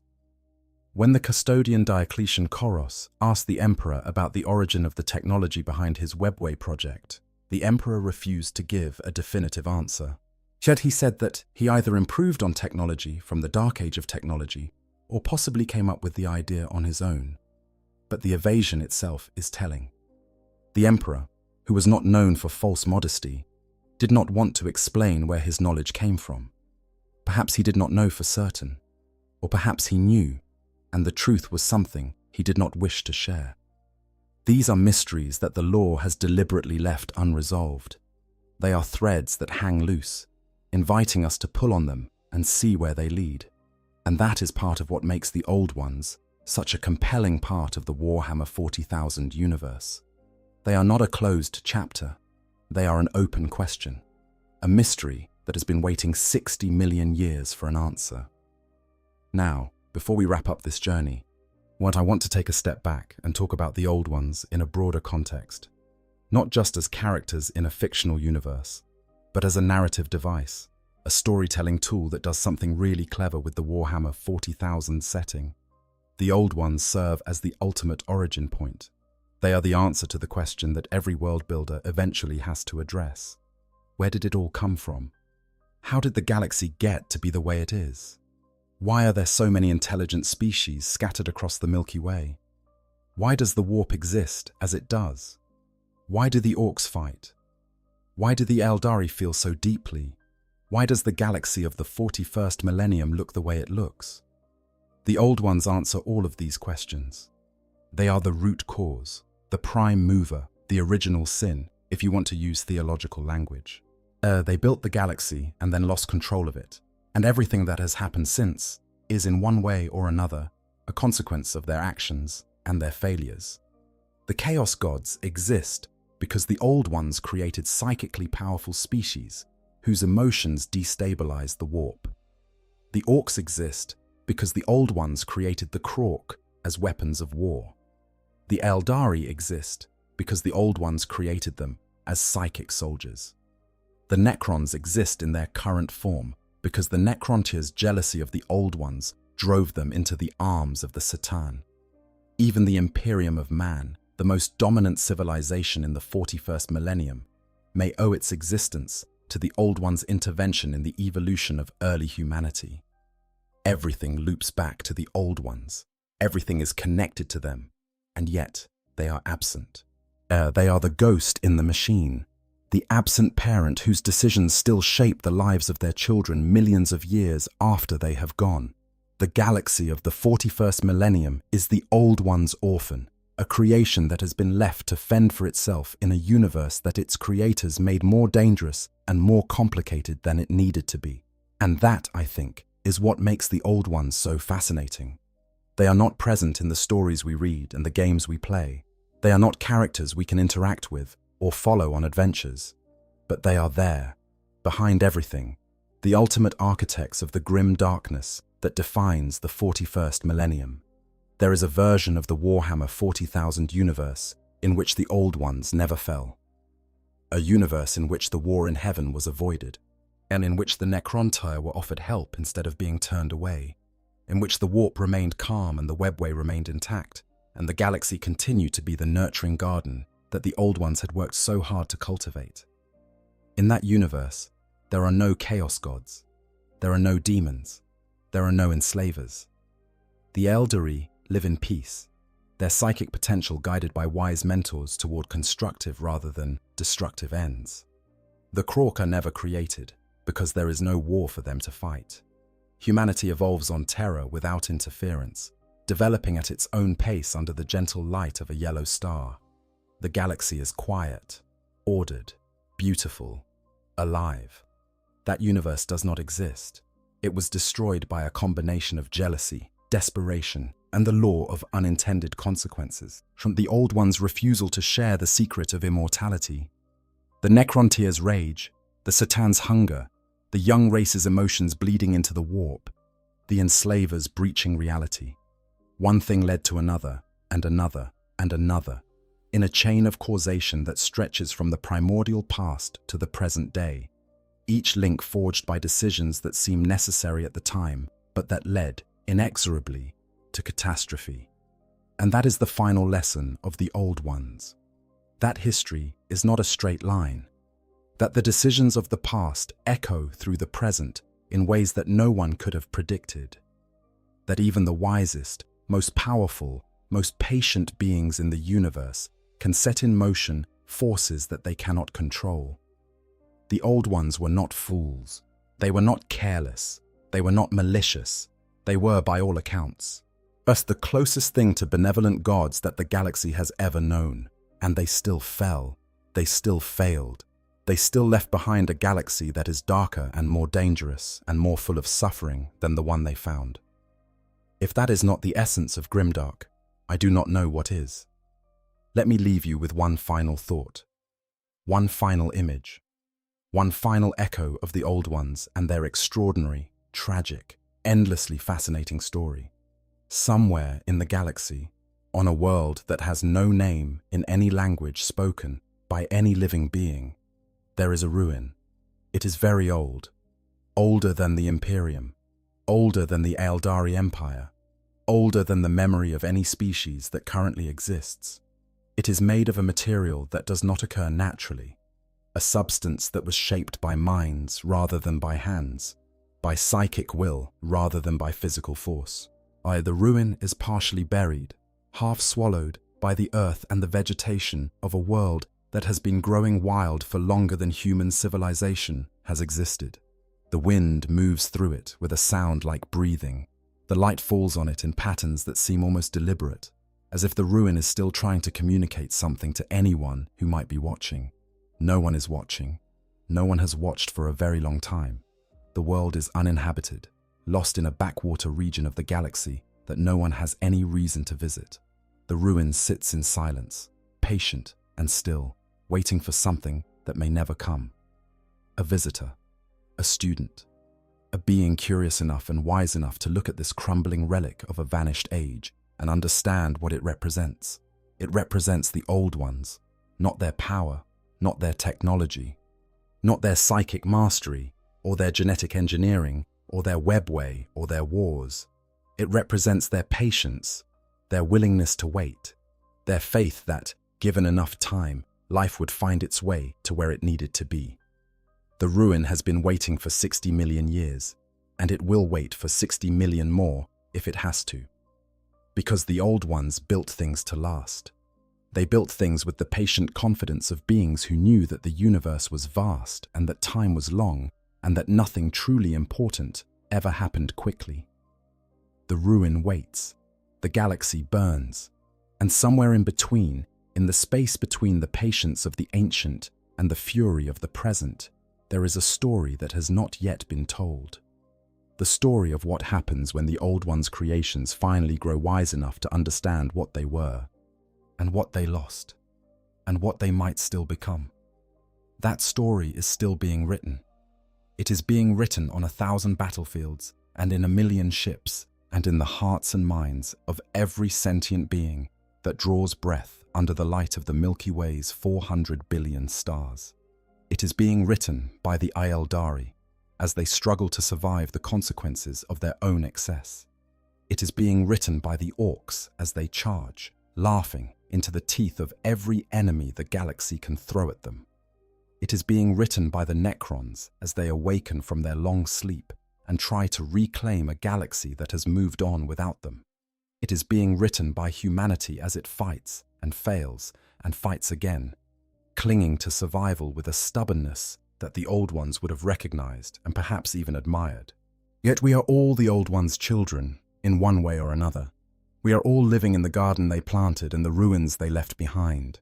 And the question that hangs over all of it, the question that the Old Ones themselves could never answer, is the same question that echoes through every story ever told in the grim darkness of the far future. Was it worth it? I think the Old Ones would say yes. I think they would look at the galaxy they created, with all its violence and all its horror and all its grief, and they would see something beautiful underneath the blood. They would see life, enduring, adapting, fighting for survival with a ferocity that would have astonished even the beings who engineered it. They would see their creations, battered and changed and far from what they once were, but still alive, still fighting, still creating, still dreaming. And they would know that their work was not in vain, that the garden they planted, however wild and overgrown it might have become, was still growing, still bearing fruit, still reaching toward the light.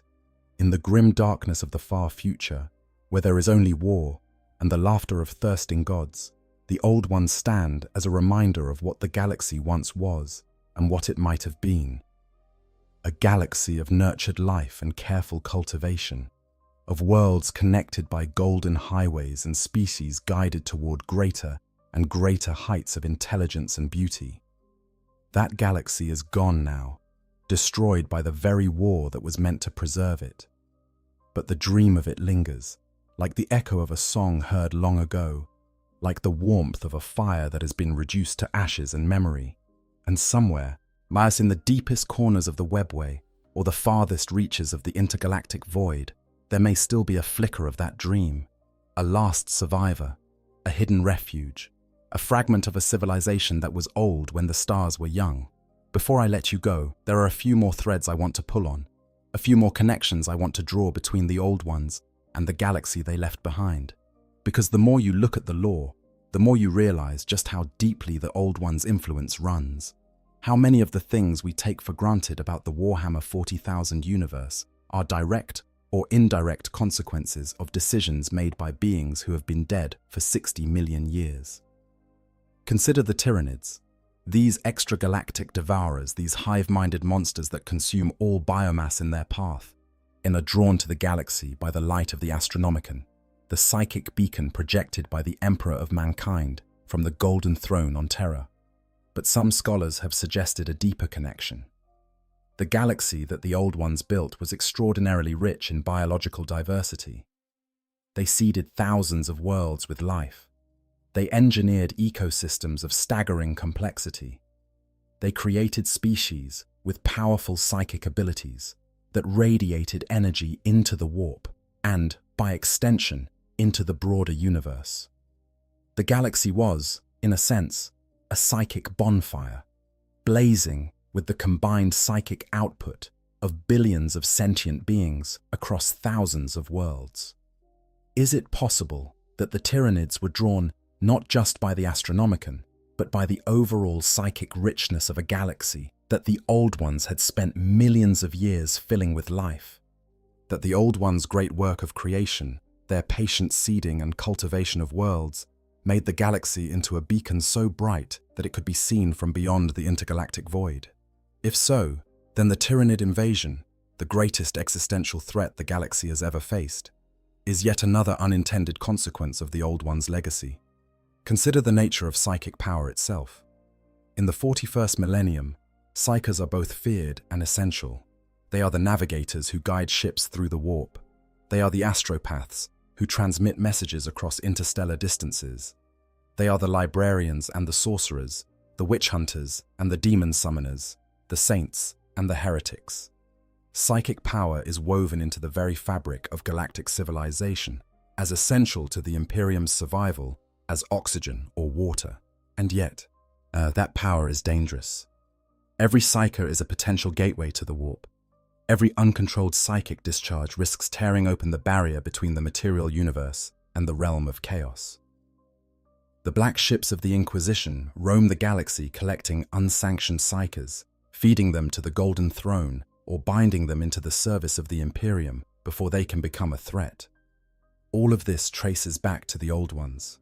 Psychic potential in the Warhammer 40,000 universe is not a natural phenomenon in the way that gravity or electromagnetism are natural phenomena. It is the product of deliberate engineering. The Old Ones created species with psychic abilities. They designed them to interface with the warp, to draw power from the immaterium, to use that power for specific purposes. But the fact that so many species in the galaxy possess some degree of psychic potential is not a coincidence. It is a legacy. The Old Ones wrote psychic ability into the genetic code of their creations, and that code has been spreading and evolving for 60 million years, producing the vast population of psykers that exists in the current age. Every time a human child is born with the witch sight, every time a latent psychic awakens to their power, every time an astropath sends a message through the screaming depths of the warp, they are using an ability that the Old Ones designed and the war in heaven unleashed. They are living proof that the Old Ones' influence endures, written into the DNA of species that have never heard their name. Consider the nature of the warp itself. We have already discussed how the Old Ones' creations corrupted the immaterium, transforming it from a calm ocean of psychic energy into the roiling nightmare of chaos. But there is another dimension to this story that is worth exploring. The warp is not just a source of danger, it is also the medium through which the galaxy is held together. Warp travel, despite its dangers, is the only practical method of interstellar travel available to most species. Without the warp, the Imperium of man could not exist. Its worlds would be isolated from one another, cut off by distances so vast that even light takes tens of thousands of years to cross them. The infrastructure of galactic civilization, such as it is, depends on the warp.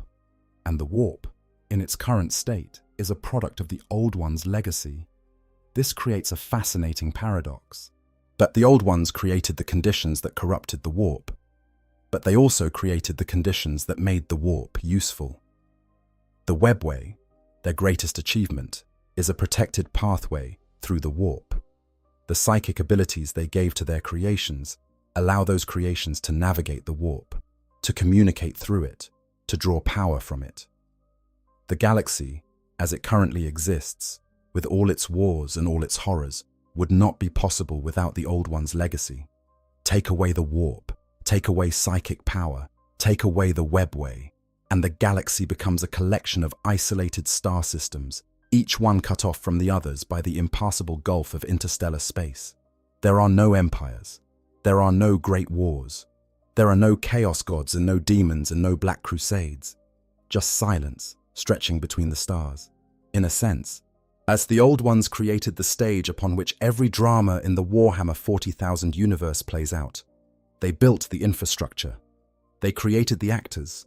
They set the conditions that make galactic civilization possible and galactic war inevitable. And then they died, leaving their creation to spin on without them, evolving in ways they never intended and producing consequences they never imagined. Consider one more thing: the concept of duty. In the 41st millennium, duty is everything. The Space Marines serve the Emperor with a devotion that borders on religious ecstasy. The Imperial Guard fights and dies in the millions, driven by a sense of obligation to a species and an empire that most of them will never see in full. The Eldari struggle to preserve their dying race against impossible odds, driven by the knowledge that they are the last inheritors of a civilization that once spanned the galaxy. Even the Orcs, in their own chaotic way, fulfill the duty that was written into their genes by the Old Ones. They fight. That is what they were made to do. That is their purpose, their reason for being.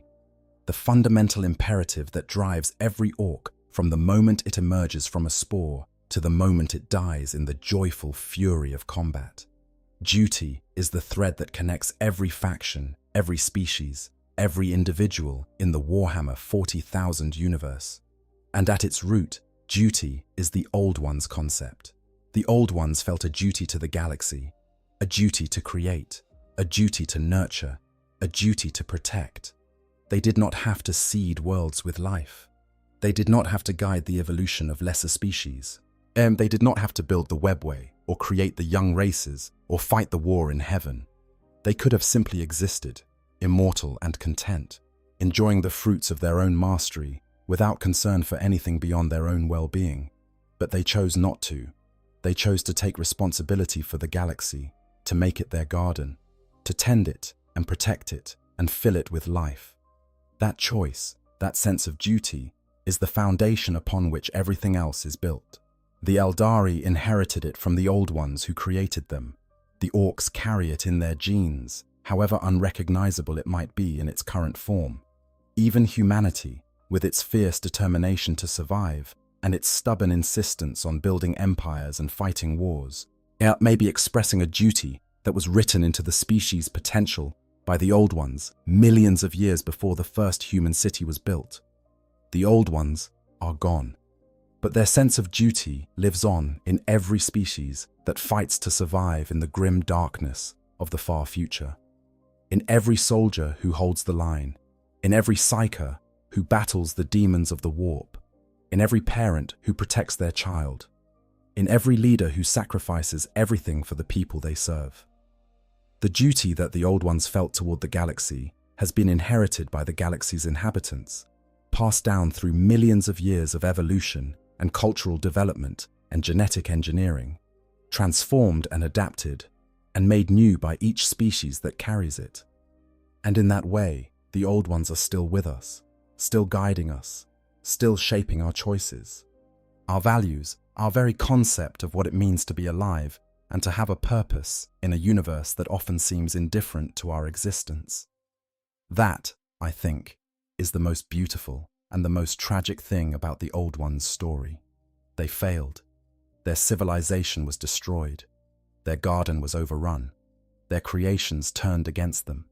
But the values they embodied, the principles they lived by, the sense of duty and purpose that drove them to create and nurture and protect, those things survived. They are woven into the DNA of the galaxy, as real and as enduring as the stars themselves. And as long as those values survive, as long as there is someone somewhere in the galaxy who chooses to create instead of destroy, who chooses to protect instead of abandon, who chooses to care about something beyond their own survival, the Old Ones' legacy endures. The galaxy is darker now than the Old Ones could ever have imagined. It is a place of war and horror and suffering on a scale that defies comprehension. But it is also a place of courage and sacrifice and stubborn, beautiful defiance. The Old Ones planted seeds in this galaxy 60 million years ago, and those seeds have grown into something wild and dangerous and, in its own terrible way, magnificent. The galaxy is not the garden the Old Ones intended. It is a battlefield, but it is a living battlefield, and the life that fills it in all its chaotic, violent, heartbreaking glory is the Old Ones' greatest achievement. Not the webway, not the Aeldari, not the Krork or the Jokaero or any of their other individual creations. Life itself, the sheer, stubborn, irrepressible persistence of life in the face of everything that tries to extinguish it. That is what the Old Ones gave to the galaxy. And 60 million years later, it is still here, still fighting, still growing, still reaching toward the light. The Old Ones were the architects of everything. They built the stage on which the drama of the 41st millennium plays out. They created the actors and wrote the opening lines. And then they vanished, leaving only the echoes of their passing and the ruins of their achievements to remind us that there was once a time before the darkness, a time when the galaxy was young and full of promise, and the beings who walked among the stars did so with the slow, patient wisdom of creatures who had all the time in the world. They did not know that their time was running out. Perhaps that is the most human thing about them, if the word human can be applied to beings so alien and so ancient. They did not see the end coming, even though they had the power to see almost everything else. And when the end came, it came not from without, but from within, not from the hatred of their enemies, but from the love of their creations, the love that had driven them to seed the galaxy with life, and the desperation that had driven them to weaponize that life against the forces of annihilation. There is a lesson in that, I think. A lesson about the price of power and the cost of creation and the terrible, beautiful, heartbreaking truth that even the best intentions can lead to the worst outcomes. The Old Ones wanted to make the galaxy a better place. They wanted to fill it with life and connect it with bridges of light and guide its inhabitants toward greatness. And in pursuing that dream, they set in motion the chain of events that would lead to the birth of chaos, the corruption of the warp, the rise and fall of empires, and the endless, grinding war that defines the present age. The grim darkness of the far future is the Old Ones' legacy, not the legacy they intended, not the legacy they wanted, but theirs all the same. And in a universe defined by war and suffering and the slow decay of everything that was once good, that may be the most fitting monument of all, not a statue or a temple or a preserved record, but a galaxy that still bears the scars of their passage, 60 million years after they walked among the stars for the last time. Why, there is one last thing I want to say before we close this chapter. One last observation that I think captures something essential about what makes the Old Ones so compelling as a piece of lore. The Old Ones are, in a very real sense, the answer to the question that hangs over the entire Warhammer 40,000 setting. The question of whether it was always like this. Whether the grim darkness was always there, baked into the fabric of the universe from the very beginning, or whether it was the result of choices made by beings who could have chosen differently. The Old One's story tells us that it was not always like this, that there was a time before the grim darkness, a time when the warp was calm, and the stars burned clean, and the galaxy was filled with the slow, patient work of creation rather than the endless grinding machinery of war. Yet the Old One's existence proves that the current state of affairs, the screaming horror of the 41st millennium, is not the natural order of things. It is a corruption of the natural order, a distortion created by specific events, specific choices, specific failures that could theoretically have been avoided. That matters. It matters because it means the grim darkness is not inevitable. It is a wound, not a natural condition. And wounds, even wounds 60 million years old, can theoretically heal. The galaxy was not always broken. It was broken by specific forces, and those forces can, in theory, be understood and perhaps even countered. The Old One's story is a tragedy, yes, but it is also, in its own quiet way, a source of hope. Because if the galaxy was once better than it is now, then perhaps it can be better again.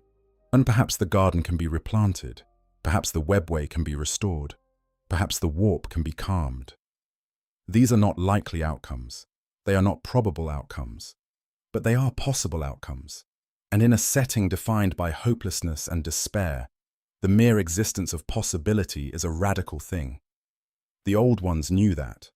They knew that possibility was the most powerful force in the universe, more powerful than any weapon, more enduring than any empire, more resilient than any species.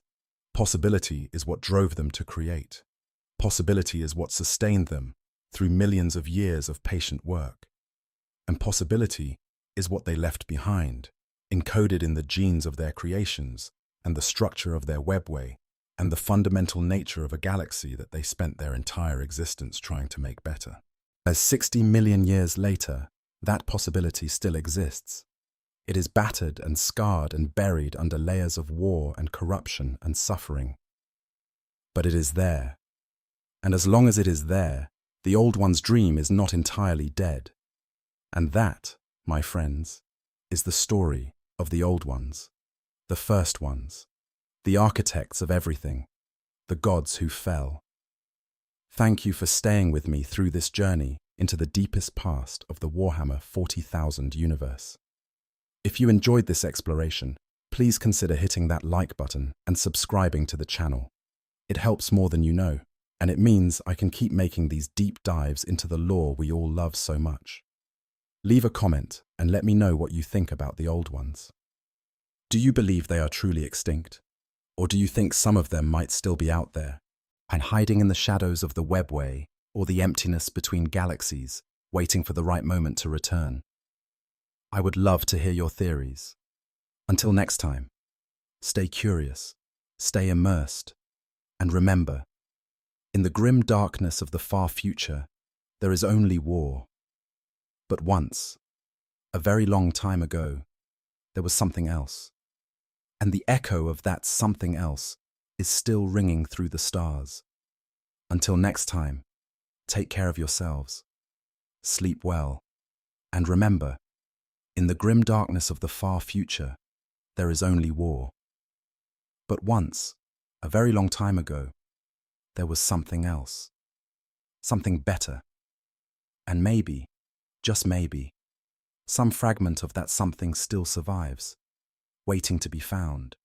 I hope you guys enjoyed the story. Make sure to hit the subscribe, like, share button, whatever you want. Give me some feedback if there's any. And yeah, sleep well.